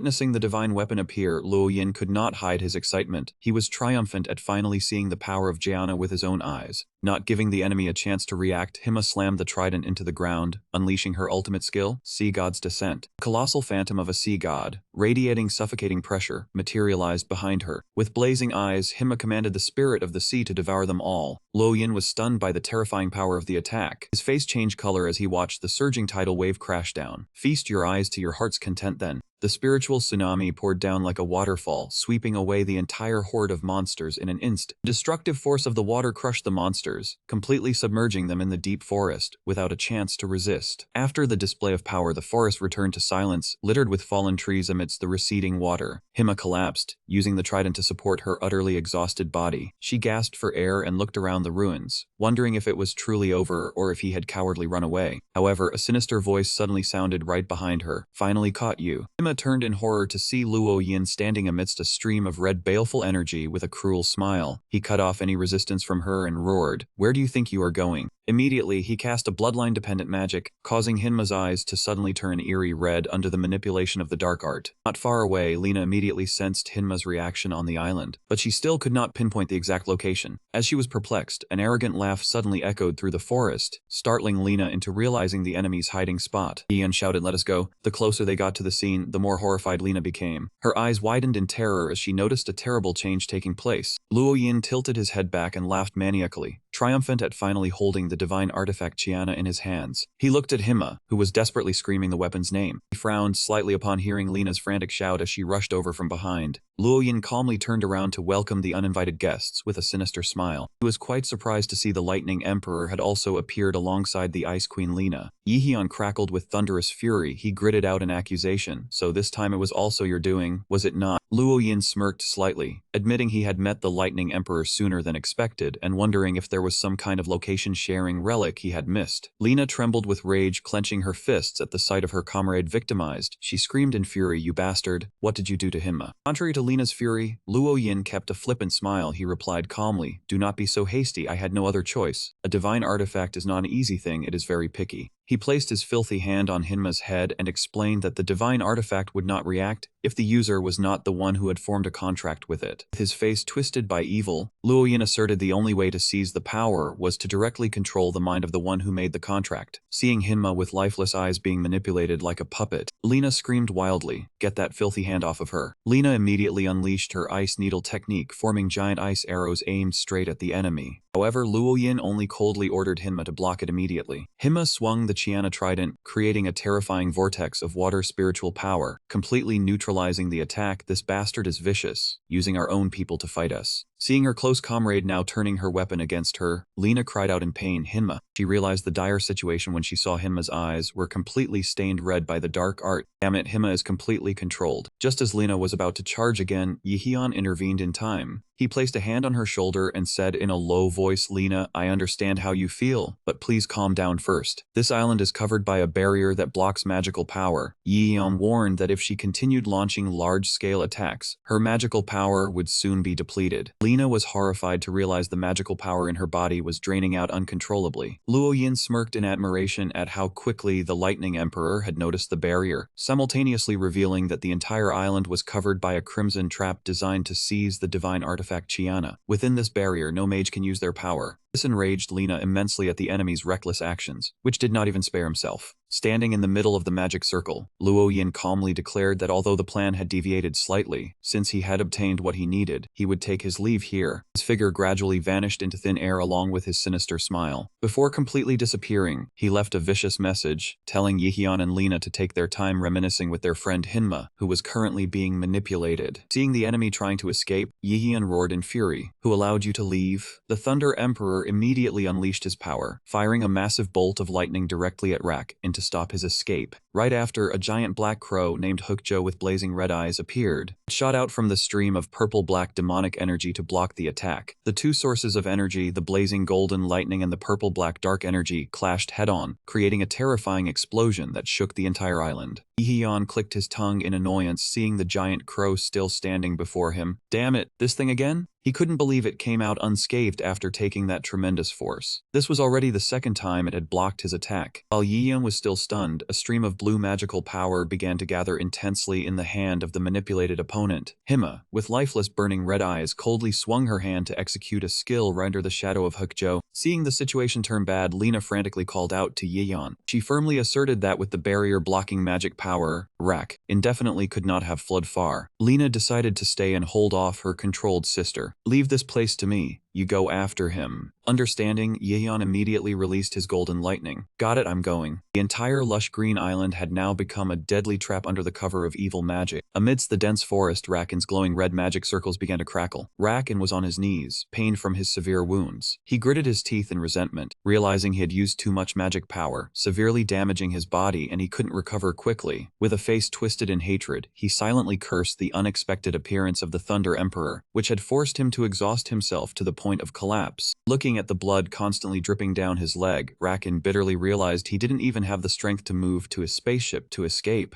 Clutching his wound, Raken staggered through the deep forest, gritting his teeth as he told himself he must quickly find that thing. Meanwhile, Lena was struggling to block the attacks from her sister. She screamed in despair, "Snap out of it, Hinma! I don't know what to do if we keep fighting like this." Lena was horrified to realize the dire situation, because the barrier was rapidly draining Hinma's magic power. Looking at her sister's lifeless, blood-covered face, Lena was extremely worried. If this continues, Hinma will be in danger, but I can't attack her either. Torn internally, she shouted, "What am I supposed to do?" Just as she lost focus, Joe suddenly dove down from above to attack, but fortunately the hunters of the Leviathan Guild rushed over in time, using their shields to block the sneak attack. A female hunter shouted sternly to wake up her comrades, "Are you just going to stand there like idiots?" Seeing the hunters appear, Lena was moved to speak. The subordinates all surrounded her protectively and apologized. "We're sorry, Lady Lena. We should have helped sooner. We thought everyone had turned to stone." They bravely declared their absolute loyalty. "Even if today is our last day, we have no regrets." Hearing those pessimistic words, Lena got angry and snapped, "Stop talking nonsense. Who said this could be the last time?"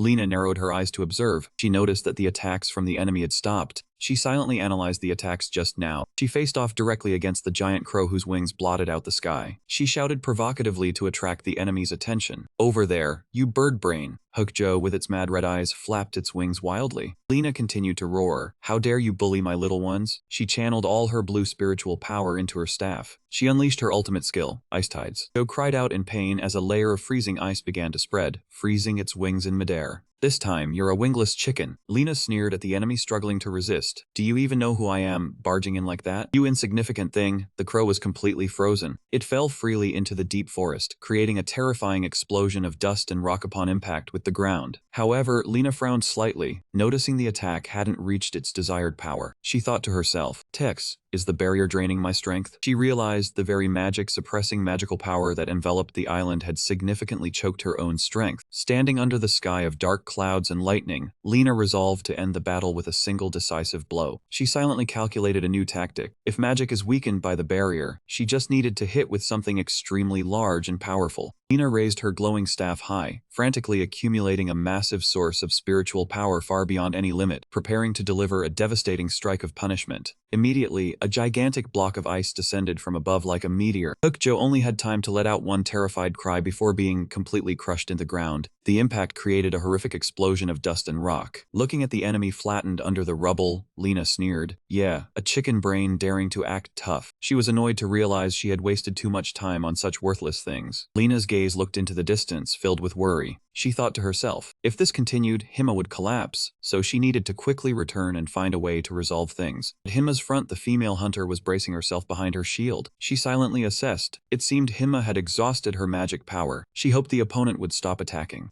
Immediately after, Hima unexpectedly placed her hands on the ground. She activated a powerful blue magic circle. The hunters were shocked as a massive whirlpool of water suddenly erupted, surrounding them from all sides. One hunter exclaimed in terror, "I can't believe she can still launch an attack of this power." The whole team couldn't believe their eyes, thinking Hima had already used up all her magic power earlier. Raging tidal current swirled violently, leaving the hunters completely helpless. They realized this attack was unstoppable. In the midst of despair, a look of sudden shock appeared on someone's face at an unexpected turn of events. The moment the hunters were about to be submerged, massive blocks of ice suddenly appeared, encasing them to their astonishment. They recognized this as the ice barrier of protection. Everyone burst into joy upon hearing the news that their savior Lena had truly returned. Lena landed on the ground, a look of deep worry on her face. She walked closer to her comrade who was being controlled by dark arts, her voice choked with sobs. Hima, I'm back. Say something. How could you leave without a word? Do you still remember you're the leader? Watching Hima gradually weaken and collapse, Lena frantically rushed over to support her. Hugging Hima tightly, she sobbed in regret. I'm sorry, this is all my fault. Lena used ice magic to freeze Hima's entire body to stop the brainwashing curse from ravaging her. She whispered, it will hurt a bit, but bear with it. This is only a temporary measure. Then Lena looked towards the deep forest, anxiously urging Yehion to quickly eliminate the mastermind to break Hima's curse. Meanwhile, Luoyin was struggling to drag himself through the deep forest, grinding his teeth in grievance. He frantically dug under an ancient tree, muttering regret over burying the item too well. The moment he found the wooden box, his eyes lit up with hope. Found it. Blood elixir. Luoyin trembled as he held the bottle, firmly believing that drinking it would instantly restore his strength. However, a cold voice suddenly rang out right beside him. What are you doing here? Yehion, in his Thunder Emperor form with blazing golden electric arcs around him, gave a faint, mocking smile. Looks like you're playing a treasure hunt game all by yourself. He praised the Thunderbird for helping locate the enemy's position. Luo Yin's face paled, horrified that the opponent could have tracked him to this remote mountain valley. When someone really likes something, there are always ways. Luo Yin, terrified, quickly tried to change the subject. Ahaha, I guess you're pretty free since that matter is over. Didn't expect you're still tailing me. Hearing the words that matter is over, Yehyun's eyes turned sharp with rage. He demanded in a low voice, how do you know about that? Could it be that the ending of the story was also your doing? Cornered, Luo Yin frantically waved his hands and vehemently denied any involvement with secret reports or conspiracies to sabotage the story. Looking at the Thunderbird hovering on his shoulder, Yehyun pondered that although there were many doubts, there was a more important matter to handle now. Blazing golden lightning erupted violently, causing Luo Yin to frantically beg for mercy. Wait, let me say something. To save his own life, the mercenary immediately proposed a trade. Spare my life, and I'll hand over Triana as well. Before Yehyun's stunned expression, Luo Yin played his final card. Aren't you curious about my identity and purpose? Of what Black Spear really is? Seeing the opponent waver, he quickly insisted he would confess everything, as he was just a follower of orders. Yehyun coldly demanded, then first, bring that weapon over here. Then he reached out to take the divine trident from the enemy. However, the moment Yehyun touched Triana,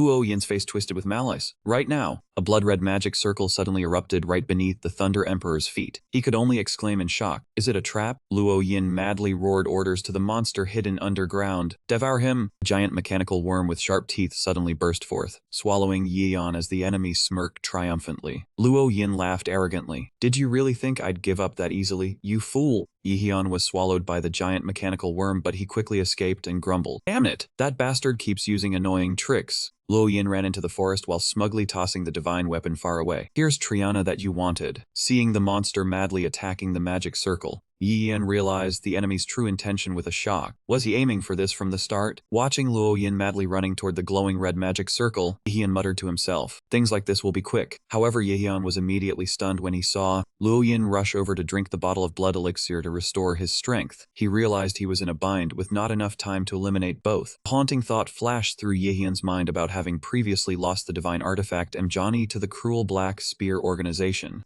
Yehyun worried how many more divine artifacts they intended to steal. Bursting with fury, he roared in grievance, bastard, and directly declared to the enemy, but you, I won't let escape. The Thunder Emperor unleashed all his power, shooting forth like an electric arrow and shouting, you bastard. Seeing the Thunder Emperor close in with suffocating pressure, Luo Yin panicked and screamed, damn it. He immediately activated a series of red magic circles and kept shouting, summon, summon, summon. A massive army of monster beasts simultaneously appeared from the magic circles. Luo Yin ordered them to protect him at all costs. All of you, come out and protect me. Got it? However, a colossal pillar of lightning with devastating power struck down, engulfing all enemies in a blinding halo. Luo Yin was shocked, his face twisted in terror as the army of monsters he had painstakingly summoned was wiped out in an instant. He screamed in despair, impossible, yet the suffocating pressure from above only made him tremble and kneel to the ground. Yihyun, in his Thunder Emperor form, leisurely descended from the air amidst blazing golden lightning. He looked at the enemy with lifeless eyes and coldly uttered a single word, "Begone." Realizing death was near, Luo Yin frantically pleaded in vain, "Wait, I'll give you any information or anything. Please spare my life." But his pleas could not sway the author, who was in a raging fury, having stolen a divine artifact and even dared to ruin his story. In the end, the young man ate an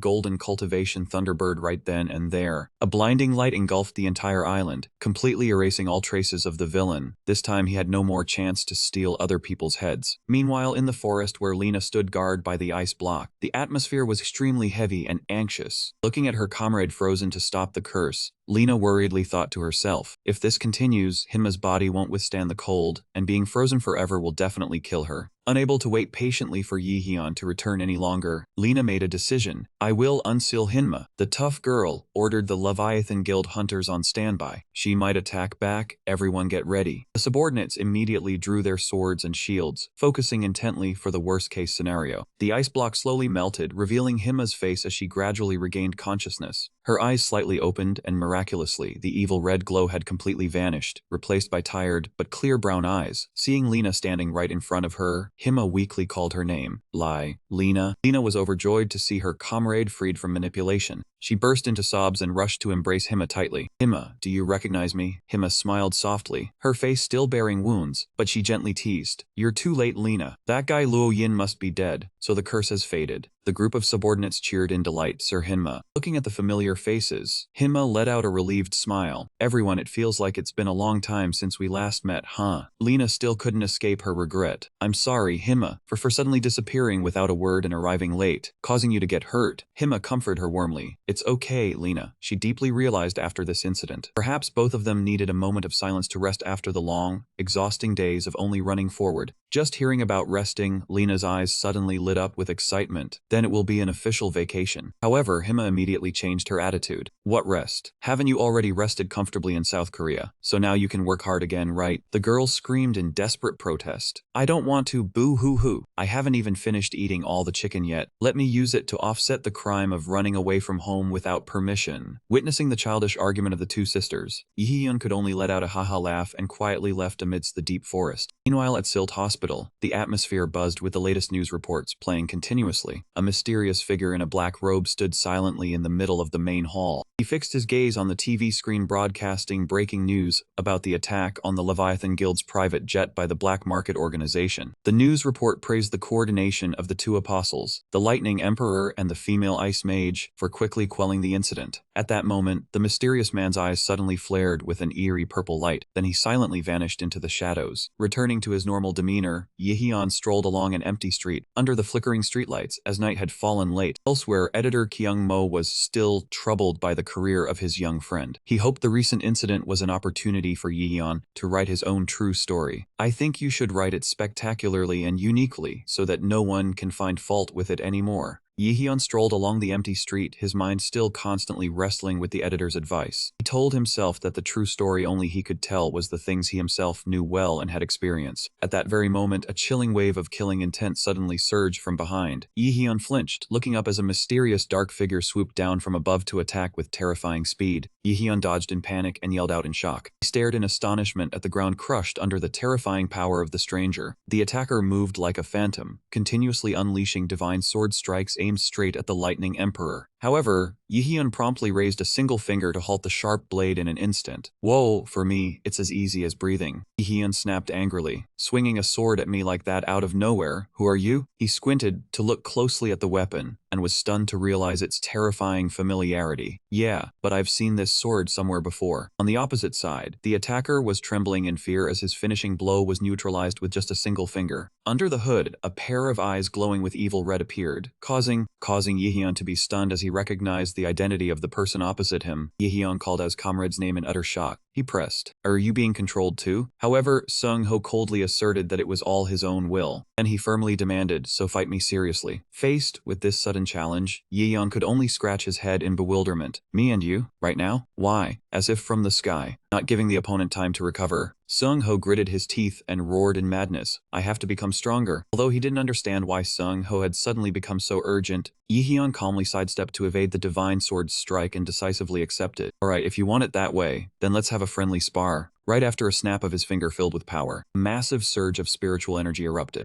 Yehyun calmly explained that he had turned this place into a special space completely isolated from the outside, so no matter how much they caused a ruckus, it would not harm the surroundings. With a confident smile, the Lightning Emperor clearly declared, "So go ahead and cut loose to your heart's content." At that moment, the demon sword Dark Moon suddenly spoke, urging Sung-ho to stake everything as the opportunity was once in a lifetime. "So he's been possessed by an evil sword." Sung-ho roared with firm resolve, "I intended this from the very beginning." Sung-ho, with his eyes blazing red from near-perfect synchronization, asserted, "This time will be different from before." Seeing the opponent's confident demeanor, Yehyun just slightly smirked to himself. "I think I've heard that line somewhere before." Instantly, Sung-ho swung his sword, creating a resounding clash, then shouted as he executed his technique, "Seven Dark Flashlight." However, the Lightning Emperor still moved extremely fast, gliding spectacularly through the gaps in the attack. Meanwhile, Sung-ho, upon landing, was stunned by the target's disappearance. He broke into a sweat, unable to believe his eyes. "No way, he dodged my ultimate technique that easily." In the moment Sung-ho was still in shock, Yehyun suddenly appeared right behind him. "My turn now." Sung-ho's face turned pale with terror, his pupils contracting because he couldn't sense when Yehyun had gotten so close. Not giving the opponent a chance to react, Yehyun unleashed powerful lightning-wreathed punches and kicks.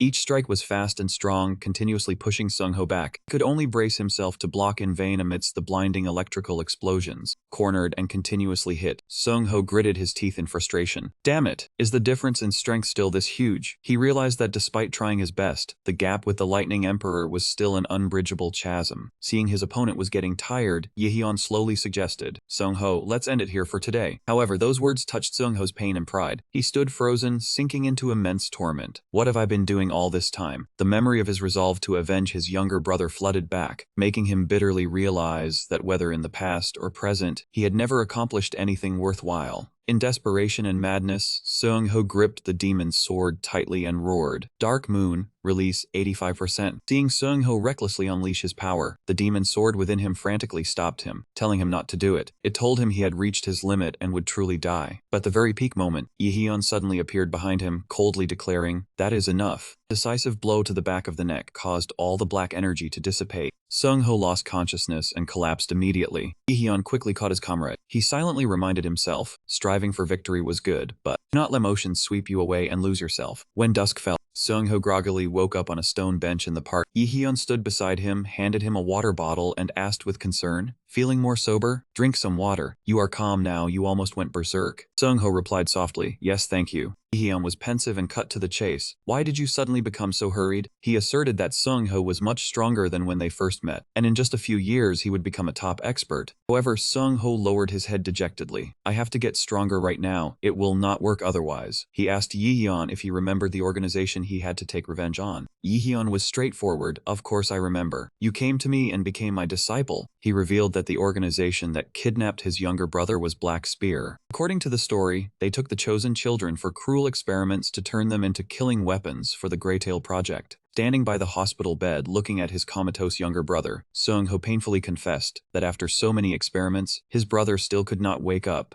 An urgent announcement echoed through the hospital hallway. "If there are family members of patient Song-jun, please come to the patient room immediately." Song-jun frantically rushed over in vain. Inside, the doctors were resuscitating his younger brother once again. Shock 200. Witnessing that scene, Song-jun could only clench his fists and pray, "No." The desperate scream still haunted his mind even now. The doctor shook his head helplessly, said further treatment would be very difficult, and advised the family to prepare mentally. Songjun clenched his trembling fists. Tears streamed down his face. My younger brother does not have much time left. I cannot delay my revenge any longer. Seeing his comrade's pain, Yihyun fell silent then suddenly spoke up. Actually, there is a way to shorten the time. Sung-ho quickly asked why he did not say so sooner. Songjun was stunned, rushed over and grabbed Yihyun's shoulders, asking rapidly, really? What is it? Yihyun looked him straight in the eye, coldly warning, in return you might die. However, death did not make Songjun waver. With eyes blazing with determination, he affirmed, it's fine. My life essentially stopped the day she was kidnapped. Songjun bowed his head and begged, please. Songjun choked out, I'm begging you, Yihyun. Faced with that unwavering resolve, Yihyun sighed, took out his phone and said, alright, wait a moment. He immediately contacted a friend named Zik. I need to ask a favor. On the other end of the line, Zik was surprised. So sudden, what's going on? That space-time distortion? Yihyun replied clearly. We have to open it again. Sung-ho curiously asked about the nature of the space-time distortion Yihyun had just mentioned. Yihyun pensively explained that it was originally a required gate for conquering the Chaos Gate. Later, Zikweber, one of the 12 apostles and a brilliant magical engineering technician, remodeled it for training. Yihyun announced that from now on, Sung-ho would enter that place, existing in a soul state without hunger, thirst, or fatigue. The special feature was that the flow of time there was completely different from reality. 10 years of intense training in that space was equivalent to only 3 months in the real world. However, the price for this rapid advancement was extremely cruel. Inside that space-time distortion, Song-gu was forced to confront the entity he feared the most. As soon as he stepped in, a suffocating wave of pressure erupted along with blazing golden bolts of lightning. What appeared before Sung-ho was the majestic figure of the Lightning Emperor Yihyun. He never expected that the one he feared the most was the strongest person. A colossal pillar of lightning with destructive power immediately struck down, forcing him to throw himself into a life-or-death battle with no path of retreat. Yihyun coldly asserted that the gate would never be conquered until Sung-ho defeated that opponent. In other words, this was an endless battle where Sung-ho constantly surpassed his limits on the edge of life and death. Back in reality on the park bench, Sung-ho was still in shock upon learning about such a terrifying place. He suddenly realized the reason Yihyun warned him that he could die. However, thinking of his unresolved vengeance and his dying younger brother, Sung-ho gritted his teeth and made up his mind. He stood up abruptly and said clearly to Yihyun, Brother Yihyun, even if I have to stake my life, I will definitely succeed. Seeing the iron will of his comrade, Yihyun gave a faint smile. No need to worry anymore. But whether you can beat the Lightning Emperor is the real problem. At a luxurious villa hidden among the mountains, the female cleaner leisurely began her new workday with an eager mood. However, the moment she stepped into the living room, the smile on her lips instantly vanished. Seeing the bottles scattered everywhere along with the debris on the floor, she could only let out a groan of frustration, unable to take it anymore. The house was a mess again like a battlefield, so she trudged wearily to her room. Her anger flaring, the female employee pushed the door open and barged in, determined to have it out once and for all. She could not hold it in any longer. Today she had to make things clear. However, the bucket in her hand suddenly fell to the floor. Her entire body trembled with sheer terror at the horrific scene before her eyes. In the middle of the dark room, the hunter Logan lay motionless in a pool of blood, his breath completely gone. Unbelievable that such a renowned expert would meet such a tragic end. This shocking news was immediately brought up for discussion in an online meeting between national leaders. With a deeply sorrowful face, Colin, the chairman of the Canadian Hunter Association, announced in a low voice that Logan, an S-rank hunter and one of the 13 heavenly stars, had died. The atmosphere in the meeting room became suffocatingly tense as he revealed more dreadful news. The divine artifact Gungnir that Logan possessed had also vanished. Upon hearing this, Nikolai, the chairman of the Russian Hunter Association,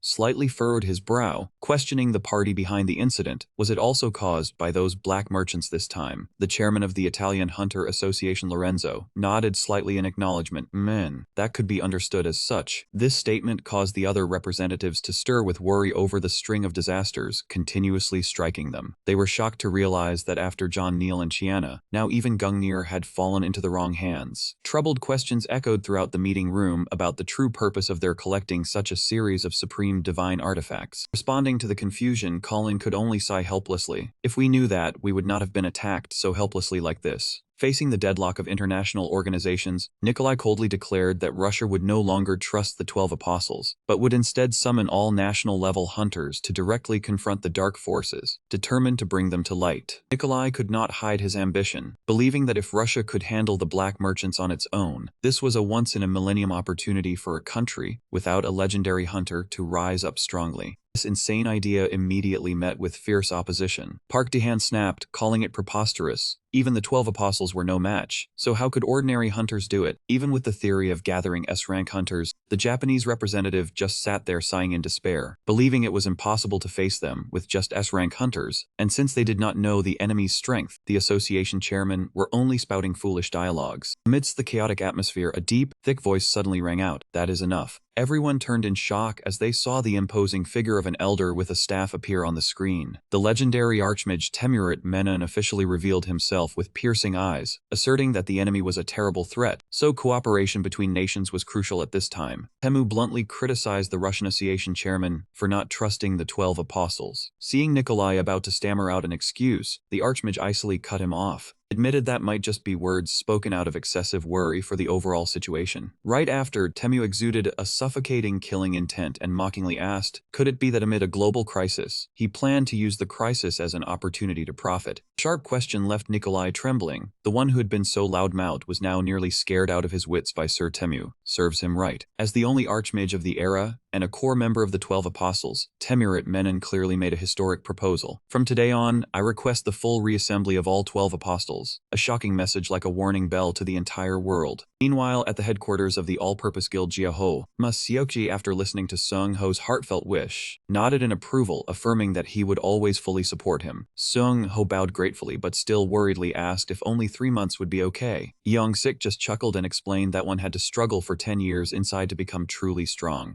Hyun, while eating, calmly remarked that Sung Ho needed self-enlightenment more than pure training, so he did not need much time. Hearing the youngest who was A-rank speak so grandly, Yongsik could only hold his head in exasperation, thinking Yihyun was looking down on the hunter world. Masioki laughed along, if our Thunder Emperor has already said so, then it is okay, bro. The Guildmaster's joke made Yihyun unable to hold back his laugh, spraying the water in his mouth out. He clutched his stomach, laughing hysterically, taunting that if Yihyun were really the Thunder Emperor, even a passing dog would not believe such nonsense. Everyone was helpless against this one who knew nothing about his teammate. Yihyun still munched on his pizza carelessly, laughing it off, saying the seniors were joking too much. Seeing his teammates' dumbfounded expressions, he innocently asked, "Huh? What is wrong with you two?" After hearing the entire story from his seniors, Yongsik looked as if struck by lightning, jumping up and shouting in a cracked voice, "Yihyun is really the Thunder Emperor?" Maseokji was only now shocked as he pieced together all the absurd events over the past period, from a renowned S-rank hunter like the Demon Sword actually agreeing to join this mediocre C-rank guild, to the all-purpose guild Jiaho suddenly leaping into the list of the 4 largest guilds in the country. Even the sudden appearance of the Ice Queen Lena not long ago. All the scattered pieces now had only one answer. It was all because Yehyun was the legendary Thunder Emperor. While Yongsik was petrified from the overwhelming shock, Yehyun still calmly enjoyed his last slice of pizza with a satisfied expression. Let them turn to stone. Eating was his own business. Masioki tried to regain his composure to get back to business, asking about the upcoming trip, whether Mr. Yu would arrive on time and if the luggage was ready. Sung Ho firmly stated there was no need to bring anything, because once they entered that training space, luggage would become useless. Seeing everything was ready, Yihyun stood up and signaled. Now that the pizza was finished, it was time to get ready to depart. Sung Ho and Songgu clearly answered, yes. However, in the bushes behind the building, a small black bird with glowing blue eyes was silently observing their every move. Yihyun decisively said goodbye to set off. Well then, I am off. Alright, take care. At that moment, a creature shaped like a penguin suddenly rushed straight into the room, startling all the members. Yihyun instantly recognized the uninvited guest and exclaimed, "That is Neroma." He happily hugged it in his arms affectionately. "Long time no see, Nero. Thank goodness you are safe. Just an old acquaintance." Seeing Masioki still bewildered, pointing and asking what was going on, Yihyun immediately introduced this as Nero the 10th generation, the spirit beast of Archmage Temu. Masioki was so shocked he could not speak, asking, "Do not tell me you mean the Archmage Temurit Menon." Yihyun wondered what business the bird had to come all the way here. The bird quickly produced a letter, which made him curious. Letter? Why did that old man send a letter right when he opened it? A burst of blue light erupted, revealing before their eyes a holographic image of Temurit Menon. The Archmage spoke a greeting and then immediately got straight to the point. This matter could be seriously related to the Black Spear organization. Witnessing the world's only Grand Archmage appear before their eyes, the entire Masiki group was immersed in utter shock. Temu gravely announced that after observing the series of recent incidents, he concluded the enemy could not be dealt with using ordinary methods. With a commanding gaze, the elder clearly declared the plan to summon all 12 apostles. Therefore, I ask you to answer the summons, Thunder Emperor. The summoning of the 12 apostles left the members of the Manslaughter Guild stunned. Ma Seokji and Sung Ho exclaimed, "The 12 apostles gathering again? What is happening? Meanwhile, Yehyun, shocked by his true identity, lay sprawled on the floor, foaming at the mouth, muttering, Yehyun really is the Thunder Emperor. Yehyun slowly realized that Kazuya's prediction had been correct. He looked at the illusion of Temu and was very, fine, alright, I will go. However, the Great Mage still had another proposal.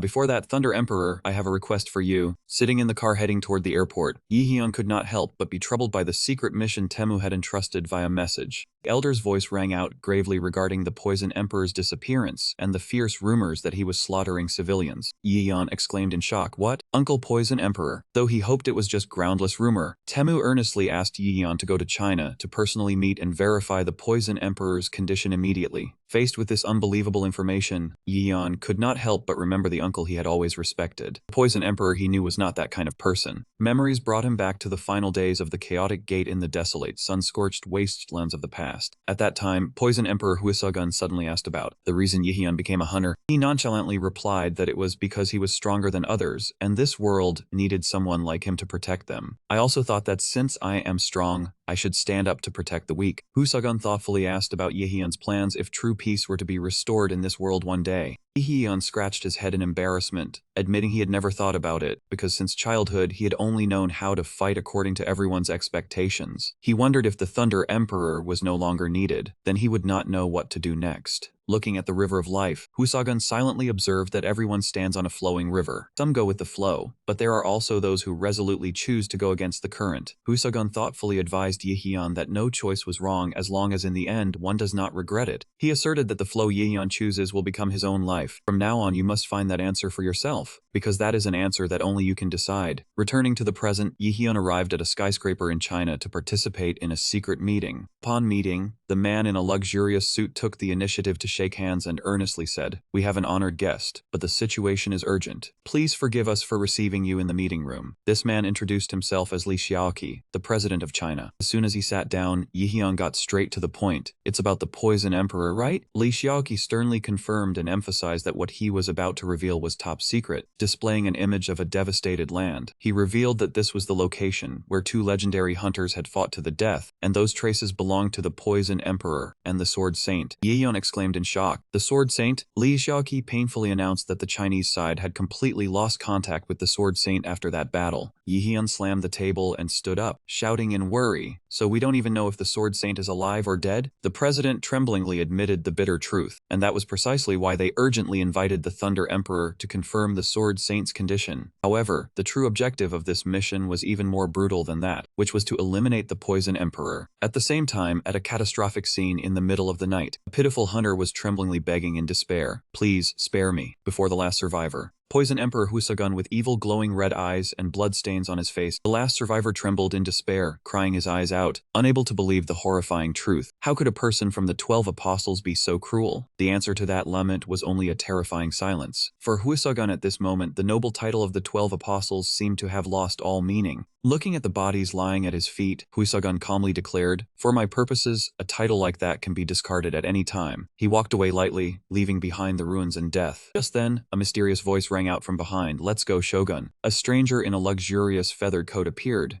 On the collar of that woman hung a small bell that softly emitted delicate sounds with each step. She curled her lips into a sinister smile. Her eyes blazed with calculation as she had completely manipulated one of the world's strongest hunters. The bell on the mysterious woman's collar echoed throughout the dark space. Even a legend being manipulated like that is quite intense, my friends. Soon as he stepped foot at the scene of the deadly battle, Yehyun was shocked by the horrifying scale of destruction. Mountain peaks were leveled, the ground shattered under the power of the legendary hunters. Looking at the giant hole that pierced through the entire mountain, he exclaimed in astonishment, they really fought fiercely. This desolate scene suddenly made Yehyun recall old memories of the Poison Emperor. Back then, that girl Hua Jin once stormed up to him to vent her anger. Yehyun, listen to me. I shouldn't hang around that guy Gesogun anymore. Before Yehyun's bewildered face, she fired shots continuously, accusing Huisagun of daring to tell her to have some self-respect and stop overacting inside the gate. Hua Jin resentfully yelled that she was just pioneering the fight to protect everyone, yet was labeled a nuisance. Yehyun could only stand frozen, silently wondering why Hua Jin changed so drastically whenever Uncle Poison Emperor was mentioned. Seeing his sister fuming, Yehyun had to choose his words to go along, that's true. Uncle Poison Emperor was wrong. But immediately, he awkwardly corrected himself. saying it might just have been a somewhat thoughtless remark by Huisagon. He also defended him a bit, but not significantly. While Hua Jin was still nursing her anger, not knowing what to do, Kazuya approached from somewhere and pointed out the truth. He said that because he was worried Sister Hua Jin might get hurt. The words hit the mark, causing Hua Jin to blush and awkwardly deny it immediately. Kazuya still did not let go. He reminded Yihyun of the time Ho Jin was injured before. Back then the poison monarch's expression was truly terrifying because of excessive worry. Kazuya affirmed that if either Yihyun or he were injured, the poison monarch would react the same way, even though her mouth stubbornly gave a completely different answer. But Ho Jin's eyes had softened, her face suddenly flushing red with embarrassment. She recalled the moment of being cared for, muttered softly, "Is that how you guys see me?" and put on a nonchalant act. Ho Jin let out a playful scolding, then quickly made an excuse about having plans to escape the teasing of her two juniors. Watching their sisters hurried back as she left, Kazuya quietly asked if she had calmed down yet. Yihyun affirmed firmly, 120%, she's a bit fussy but easy to appease. Kazuya recalled the days when the group had just completed the mission to protect Earth. He still wondered why Ho Jin had such a strange habit. Whenever she was upset, she would crawl into a stone cave and refuse to come out. Yihyun strolled slowly through the night, remembering that his sister had once mentioned a state like a wall free of worries. He clicked his tongue and told himself she was probably sitting sadly in some corner. The scene shifted to a high, treacherous mountain in the dead of the silent night, deep inside a dark cave. Flickering candlelight cast shadows on the rock walls, creating a desolate atmosphere. Amidst the sharp stone pillars, the poison monarch Ho Jin was sitting in meditation, her eyes closed as if seeking peace within her mind. However, the painful memories still relentlessly besieged her. The image of a man with blazing red eyes turning his back and walking away, along with the heartless words, "Never look for me again," made Ho Jin's heart tighten. She dropped her head in anguish, muttering to herself that she must discard her worries to escape the obsession, let go of everything to lighten her mind, as overthinking ages one quickly. Suddenly, the sound of footsteps echoed from the cave entrance, shattering the silence. Ho Jin started, alert, and called out loudly, "Who is it?" Heon leisurely stepped in with a slight smile on his lips. As expected, "You're here." Seeing that her younger brother had found her all the way here, Ho Jin asked with both surprise and annoyance how he knew this place. Yihyun unceremoniously sat down cross-legged beside her, teasing that after their quarrel that was as moody as a married couple's, it was only natural she would be here. Annoyed by the absurd pairing, Ho Jin retorted sharply, "What married couple?" Ignoring her anger, Yihyun looked straight into her eyes and asked in a low voice the important question, "What exactly happened with Uncle Poison Monarch?" Ho Jin recounted that when she heard the rumor of Sogol massacring civilians, she immediately set out to find him to confirm the truth. Traversing dense forests in the darkness, she told herself that Sogol was definitely not that kind of person.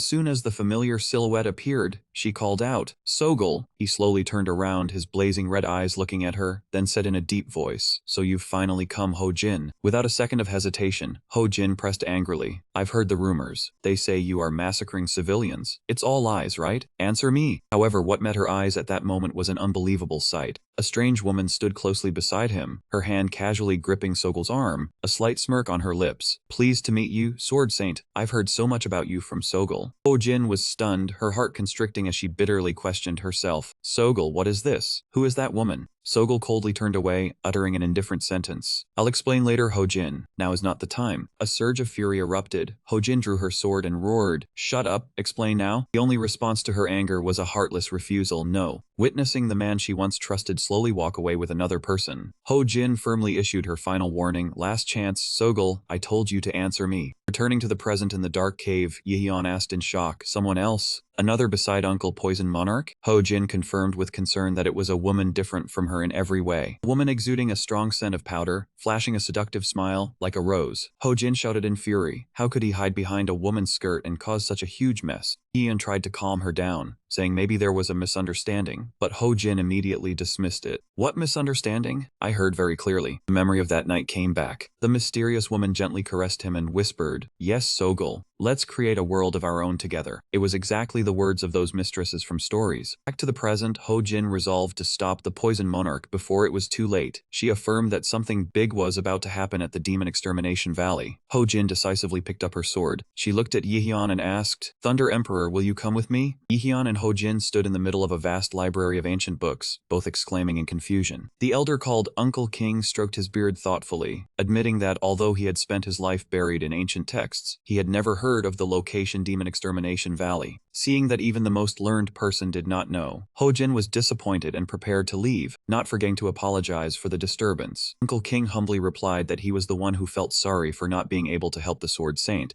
Just as they turned to leave, Uncle King suddenly paused, muttered about a place he vaguely guessed, then quickly waved his hand for them to pretend they hadn't heard anything. His hesitation made Yihyun curious, so he turned back to press for an answer as to where that place was. Faced with the young man's persistence, Uncle King revealed in a low voice that the place with a similar name was the Night Extermination Valley. Ho-jin repeated the name Night Extermination Valley in shock, her eyes lighting up with deep confusion. Uncle King explained that this was not an official name, just a neighborhood the common folk called by a slang term. He warned that this was not a place worth going out of their way to find, advising them to consider it a slip of the tongue and forget it. Watching the elder's back disappear behind the bookshelves, Yihyun muttered the name Night Extermination Valley with suspicion, while Ho-jin asserted that something was definitely hidden there. Memories suddenly flooded back from many years ago, in an ancient peaceful village within the Samut market, where his mother was laboriously pulling a cart full of goods. So Mi-young saw his mother was tired and told her to quickly get off, but the knave boy replied that So-gun was absorbing her fatigue, so she did not feel tired, while engrossed in pulling the cart through some wood street. So Mi-young suddenly shouted excitedly when he saw a candied hawthorn stall, asking his mother to buy him candy. Seeing his younger brother acting spoiled, So-gun frowned and scolded. "So Mi-young, you really are, stop being so whiny, do you want me to scold you?"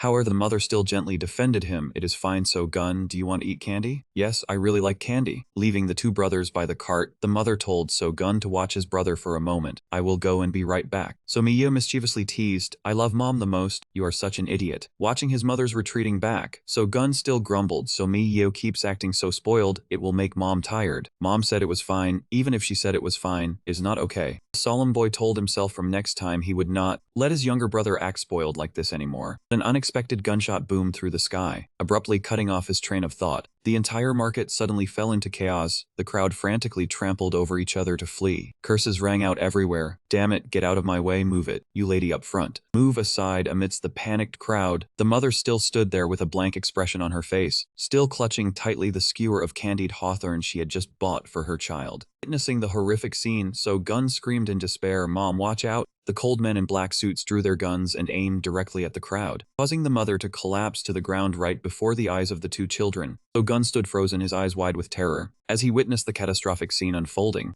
So-gun woke up with a start. Sweat dripped down his body covered in old scars. In the dim space, a woman in a purple outfit sat calmly observing, then spoke asking, "Did you just have a nightmare?" So-gun looked at the intruder with wary eyes and pressed, "Who allowed you to come in here uninvited?" The mysterious woman chuckled, mocking the aloofness of the Poison King made outsiders easily mistake him for an enemy. She explained that because she had called out repeatedly with no answer, she entered on her own. So-gun, while putting on his coat, snapped at her to stop the useless talk and state the purpose of her visit. Approaching him and placing her hand on his shoulder, the woman announced that all preparations for the Demon Extermination Valley were now complete. She continued whispering seductively, "Now we only need to wait for the opportunity. Then the goal the Poison King has long wished for will be achieved." Not letting her touch him, So-gun pushed her hand away and coldly warned he would not tolerate this overstep any longer. The woman paused. She asked cautiously if the earlier provocation towards Sword Saint Ho-jin had displeased him. She calmly justified that if she had not done so, the Sword Saint would surely have become an obstacle. The woman asserted that if Ho-jin dared to hinder the plan, she could not guarantee her safety. The threat aimed at his beloved completely enraged So-gun. His eyes blazed with murderous bloodlust. "If you dare do anything to Ho-jin, you will die by my hand." Witnessing the Poison King's fury, the woman inwardly mocked him as a blindly love-struck fool. However, on the surface she still showed submission, lowering her head to admit fault and promising to remember the warning. The mysterious woman quietly left the room, her eyes burning with a venomous glare. "Just you wait, Poison King." Inside, So-gun still stood silently by the window. Silver moonlight cast upon his face full of rage. Tormented inside, he looked towards the distant horizon and whispered to himself, "Do not forgive me, Warren." The scene suddenly shifted to a Samut street in China filled with red lanterns. Here, Yihyun and Warren were strolling through the bustling streets. Yihyun looked around then asked, "Is this the Demon Extermination Valley that Uncle pointed out?" Warren nodded slightly in confirmation. "It seems so, a place reeking of alcohol." Ahead of them, a brawny man was furiously shouting at the people around him. Yeah, I have money too. Dare you call me a beggar? Think you are so great with that much, you drunkards. Yihyun thought that instead of searching on their own, they should start asking the locals here. Yihyun approached the angry man and spoke up, hey, I want to ask for directions. Do you know a place called Demon Extermination Valley? Hearing that name, the man suddenly stopped, then burst into uncontrollable mocking laughter. What? Demon Extermination Valley? Exterminating demons like that? Ha ha. From behind a corner wall, a young boy secretly observed all their actions with calculating eyes. The man took out a stack of money and laughed loudly with satisfaction. I will take the money. As he turned to leave, he called back contemptuously, but you should ask the other kids. None of them will know what Demon Extermination Valley is. Then he left. Warren sighed and remarked that even Uncle did not know, so surely finding it would not be easy. Suddenly, a small hand stealthily reached into Yihyun's pocket. Immediately, Warren quickly grabbed the thief's wrist tightly and roared. Here to pickpocket, huh? A thief? So young and already in the business? Talent knows no age? Yihyun was surprised to realize the other was just a child. Hey, a child. Warren's gaze turned cold. She growled in reprimand. Even if you are young, doing wrong means you must be punished, right? Warren grabbed the boy by the collar and said decisively, to the police station now with me. Hearing the words police station, the boy panicked and yelled, wait, hold on, the police station? No. In his desperate attempt to escape, the boy shouted, I know. Yihyun and Warren simultaneously asked in shock, know what? The location of the Demon Extermination Valley. I will show you. A moment later, the boy So-mi Young rushed home breathlessly, calling out loudly, Mom. As he stepped through the door, he excitedly announced, I have invited a doctor. A middle-aged doctor with glasses stepped into the dilapidated room. Allow me to take a look. So Mi Young and his little sister stood anxiously by the sickbed, watching their mother lying motionless, with a gaunt face. The doctor placed his hand on the woman's forehead to check her condition, while she lay with her eyes shut, breathing weakly.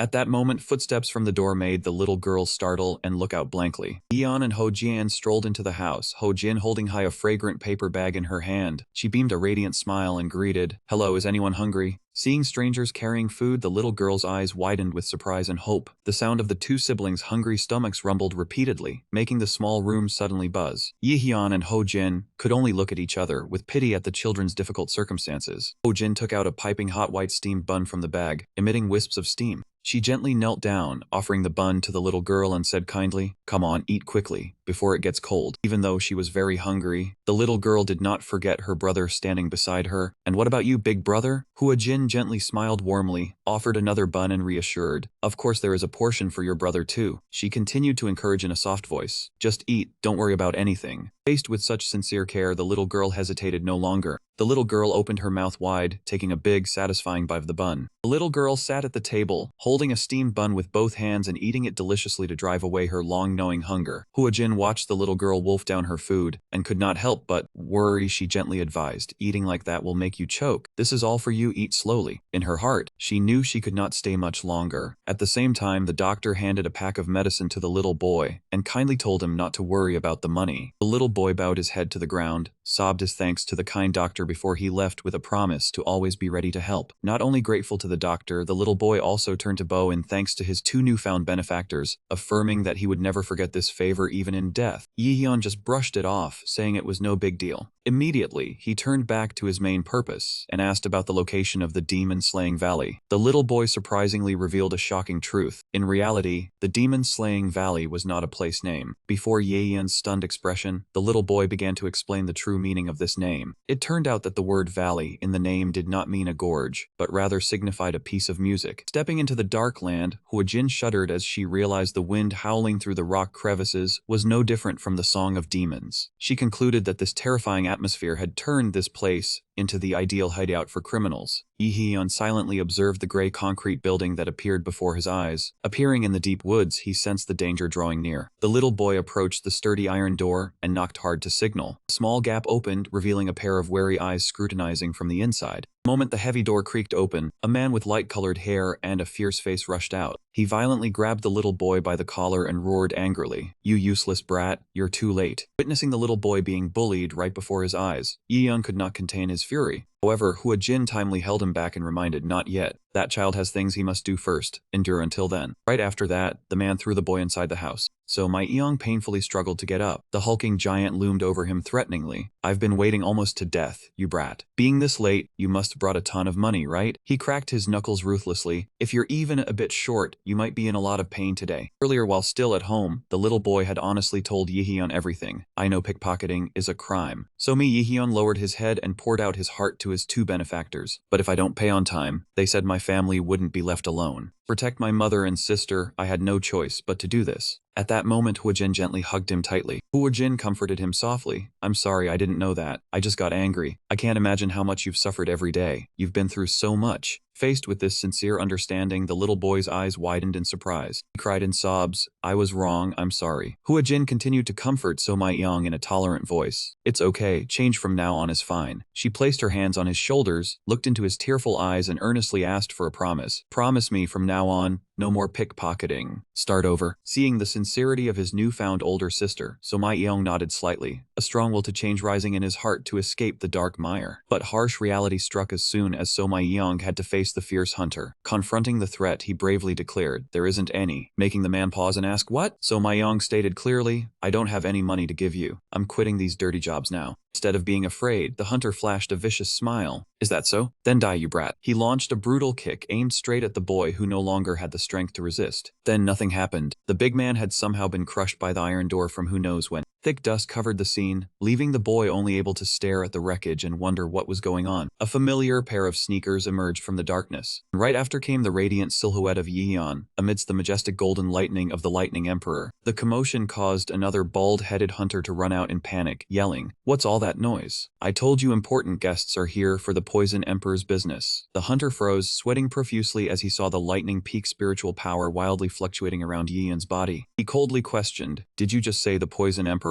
Choked by the oppressive aura, the bold man trembled and pointed, shouting, you there? Who the hell are you? Yihyun stepped forward bluntly, his blue eyes glowing intensely behind his glasses as he affirmed, found the right place. What the Poison Emperor is scheming, asking you people should do, right? Yihyun's gaze was fixed straight into the dark room, where dark figures with bright eyes sat quietly, observing the developments. He deliberately pointed out those hiding. Yes, it's you lot in there. Ignoring the presence of the Lightning Emperor, the man crazily insulted Yihyun as a milk-snouted brat, while the golden lightning still danced around Yihyun's body. Completely ignored. The enraged hunter swung his fist and charged to attack. How dare you ignore me? But before the attack could land, a sharp blade was suddenly pressed against his neck. Huojin appeared with blood-red, murderous eyes, causing the hunter to immediately change expression and tremble as he raised both hands in surrender. Haha, calm down. I surrender, I surrender. He glanced slightly at the sword saint and then sneered. I didn't know you brought a girl along. The hunter gave a sinister smile and retorted, but what should we do now? From all directions, the sound of hurried footsteps echoed. Countless towering figures emerged from the darkness of the basement, surrounding the two of them with knives and baseball bats. A man with a wild, triumphant grin declared that they had a numerical advantage. Yihyun remained expressionless, lightning spiritual power flickering around him, ready to erupt at any moment. A large army of hunters had completely blocked every escape route, trapping Yihyun and Huojin in a suffocating encirclement. The leader laughed arrogantly, waving his hand in provocation, thinking they could not handle this situation on their own, then sneered that they should kneel for mercy, but immediately changed his tune with a vicious smile. I was just kidding. A group of hunters charged forward frantically, wielding all kinds of weapons. Leader roared orders for his men to capture and crush both of them immediately. Yet, after only a few seconds, the hunters lay strewn on the ground, some even foaming at the mouth from the unbearable pressure. Yihyun calmly walked forward amidst the still dancing golden electric sparks around his body, waving a friendly hand and speaking, everyone, I have a question I want to ask. The remaining hunters trembled as they looked at the monster before them, not understanding what kind of being this young man was to possess such terrifying power. Yihyun still wore a smile on his lips, calmly asking about Poison Emperor's plan based on what he had just witnessed. An impatient hunter drew a gun, aimed it at Yihyun, and issued a threat. He yelled that he would not be able to leave this place alive, but Yihyun only coldly replied that was exactly what he was going to say to them. Behind him, Huojin had cleared all the soldiers in an instant, standing tall amidst the rubble, asserting that it was they who would not be returning intact. Having witnessed the overwhelming power of the Sword Saint firsthand, the hunter with the gun was completely broken, tremblingly asking if she was truly the legendary Sword Saint. Even when cornered, one hunter still tried to act smug upon recognizing their opponent's identity, claiming it was an honor to meet her in a place like this. But before he could finish his flattery, He received a crushing blow from Ho Jin, sending his body flying straight into the rubble. As she brushed off her hands, the sword saint coldly insulted. "Do not act familiar with me, you piece of trash." Witnessing their overwhelming power, the remaining men were terrified, unable to believe the woman before them was the legendary sword saint.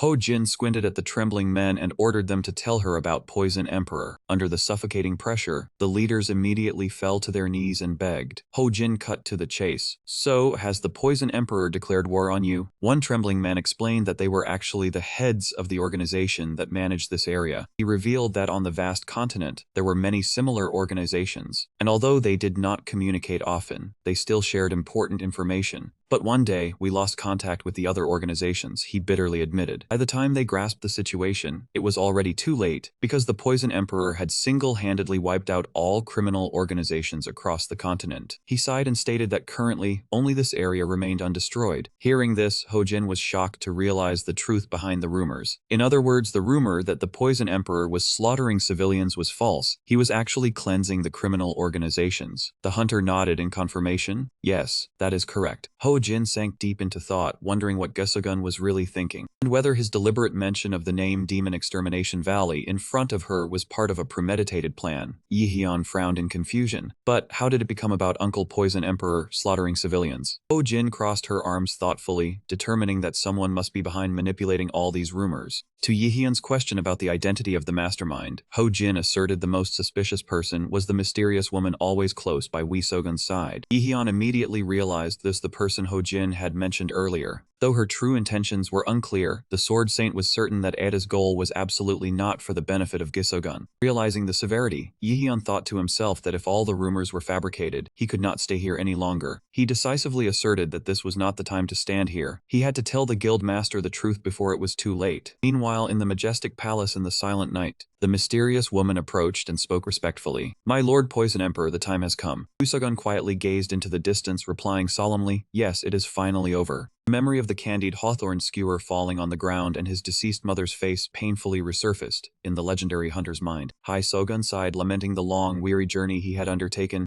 The woman standing behind skillfully echoed, asserting that all the evil gnawing at this land would soon be completely swept away. Hai Sogun, with tired eyes and blazing red eyes revealing clear melancholy, told himself he would need some rest after this was over. The woman gave a sinister smile, promising to prepare a wonderful resting place worthy of the Poison Emperor's status. Hai Sogun nodded slightly in approval. "That sounds good." The two of them walked together into the darkness of the corridor, heading toward the end of a brutal, predetermined plan. Elsewhere, the golden gears of the training space began to move, as the mysterious observer activated the flight engine to monitor the progress. He pondered to himself, "Let's see how much he has changed." But as soon as he looked down, his eyes widened in horror, accompanied by a panicked shout. "Oh my God!" He could not believe his eyes at the terrifying transformation of his comrade. Had his skills improved this much? Down below, Sung Ho, wreathed in a crimson killing intent, was furiously mowing down rows of training dummies in an instant. Witnessing that innate talent, the observer inwardly marveled. "Truly the super rookie of Korea. I am very much looking forward to your growth." The demon sword Sasong was now like a true demon with blazing red eyes. Each brutal sword strike continuously crushed every enemy in its path. Standing amidst the wreckage of the defeated dummies, Sung Ho silently gripped his sword tightly. Suddenly, a feminine figure carrying a fan appeared out of nowhere. Emerging from the misty smoke, it stunned Sung Ho as he realized in shock that this was a new, ethereal challenge level. With an unwavering iron will, he silently resolved to complete this training no matter what. Meanwhile, at a high-tech base of the Heechang organization, a beautiful woman with stunning platinum hair entered the meeting room and asked if everyone was already here. She cast her gaze over the members standing around the electronic map, then inquired about the whereabouts of their supreme leader. "Where is Lord Nameless?" She received a report that the leader was currently away for a while. The cold woman sat down, ordering everyone to stay there and not act recklessly, as the purple aura radiated with overwhelming power throughout the room. That condescending remark infuriated Huayan Ang, the organization's second spear. He slammed the table and roared in a fit of rage. "Who do you think you are to order us around? We are not your subordinates. What is that arrogant attitude?" Facing the fierce resistance, the woman calmly replied, "I agree. Huayan An, the reason you are the second spear is merely because you met Lord Vodan first. It does not mean you stand above us." Her eyes blazed with a powerful purple spiritual energy as she asserted that fools like him, who only compare ranks, would never understand Lord Vodan's profound vision. Gi Ongdong roared angrily. "What? Are you done talking?" However, the armored hunter sitting nearby coldly cut him off. "Enough, you clown. We only act according to his will. will, so we have no right to question that. Gyeongdong was still unconvinced. Han Dingkwang pointed a finger and shouted, claiming that woman was just putting on airs to seem special. Amidst the commotion, the woman calmly made a decisive statement, asserting that all of them were essentially no different from the realm's true messengers and puppets obeying their master's will. The woman gently closed her fan, reminding them that instead of wasting time on pointless arguments, they should prepare for the day they had all long awaited. She revealed that he would soon descend personally upon this land. The armored hunter looked up at the sky and whispered to himself, finally. A massive holographic screen showed the image of a blindfolded goddess statue holding the scales of justice, and he was also about to descend here. The scene suddenly shifted to a treacherous mountain range in the darkness of the night, where the darkest plots were about to be set in motion. Yeon and Warren were silently walking on a trail leading to the peak, wherein it announced that everyone had probably already moved up to the summit. Yeon looked ahead thoughtfully, firmly asserting that no matter how bad those people were, they still had to prevent unnecessary killings. Seeing Yehyun's resolve, Warren suddenly placed her hand on his shoulder and softly called out, Ji-hoon. She looked at him with sincere eyes and thanked him, because without him, she would probably still be misunderstanding Sogun until now. Yehyun gave a faint smile, but his expression quickly turned serious. He said that gratitude should come later because they first needed to stop the two figures approaching. Emerging from the thick fog, Dr. Huisogun slowly stepped out alongside the mysterious woman. Seeing Yehyun, Huisogun coldly asked why he had appeared in this place. The question was laced with surprise mixed with menace. Yehyun replied that it had been a long time since the chaotic gate incident, and rumors about the Dr. had even spread all the way to Korea. Huisogun looked around the scene, pressing about those who were supposed to be here, asking if Yehyun had sent them elsewhere. Yehyun did not dodge. He clearly asserted that he could not stand by and watch them be stripped of their lives. The answer infuriated Guisogun. He roared, questioning what Yehyun was saying, because in his eyes, those people were entirely deserving of death. Guisogun insisted they were evil people must pay for their crimes. Yehyun immediately retorted. He emphasized that no matter what, they had no right to arrogate to themselves the authority to judge others. No matter what, they had no right to arrogate to themselves the authority to judge others. Huisogun suddenly clutched his head and burst into mad laughter, as if he had completely lost his sanity. Guisogun's face contorted with rage as he screamed in his frenzy that all the evil people in this world deserved to die. All the evil people in this world deserve to die. Yehyun maintained his composure, pointing at the woman standing beside the Dr. and coldly questioned, "So what about the evil one right beside you, uncle? So what about the evil one right beside you, uncle?" Upon hearing the name Hak Thuong, the mysterious woman instantly changed color, her eyes trembling with terror. Earlier on the phone, Park Ji-han asked in shock, "So the Poison Emperor is not massacring civilians, but only eliminating criminals?" Was not massacring civilians, but only eliminating criminals? Yehyun confirmed the truth and announced his plan. "That is correct. Uncle Doc D is heading to Mount Daryok. I will go meet and talk with him directly." Park Ji-han panicked and shouted, demanding Yehyun to wait a moment. With a face pale from worry, he pressed for confirmation. "Did you just say Mount Daryok?" Park Ji-han revealed a shocking truth that atop that very mountain there was a temple sealing a supreme divine artifact. There was currently a temple sealing a supreme divine artifact. Golden arcs of lightning began to erupt violently around Aon's body. He saw through the enemy's scheme and questioned, "Are you after another divine artifact, Hak Thuong?" Exposed, that woman madly clutched her chest, screaming in despair, "How dare you try to separate us?" He coldly declared, "I did not think you would confess immediately, nor does it matter. Defeating you first and figuring things out later is not too late." The video ends here. Folks, if you enjoyed it, do not forget to hit like for more great stories. Thank you and goodbye everyone.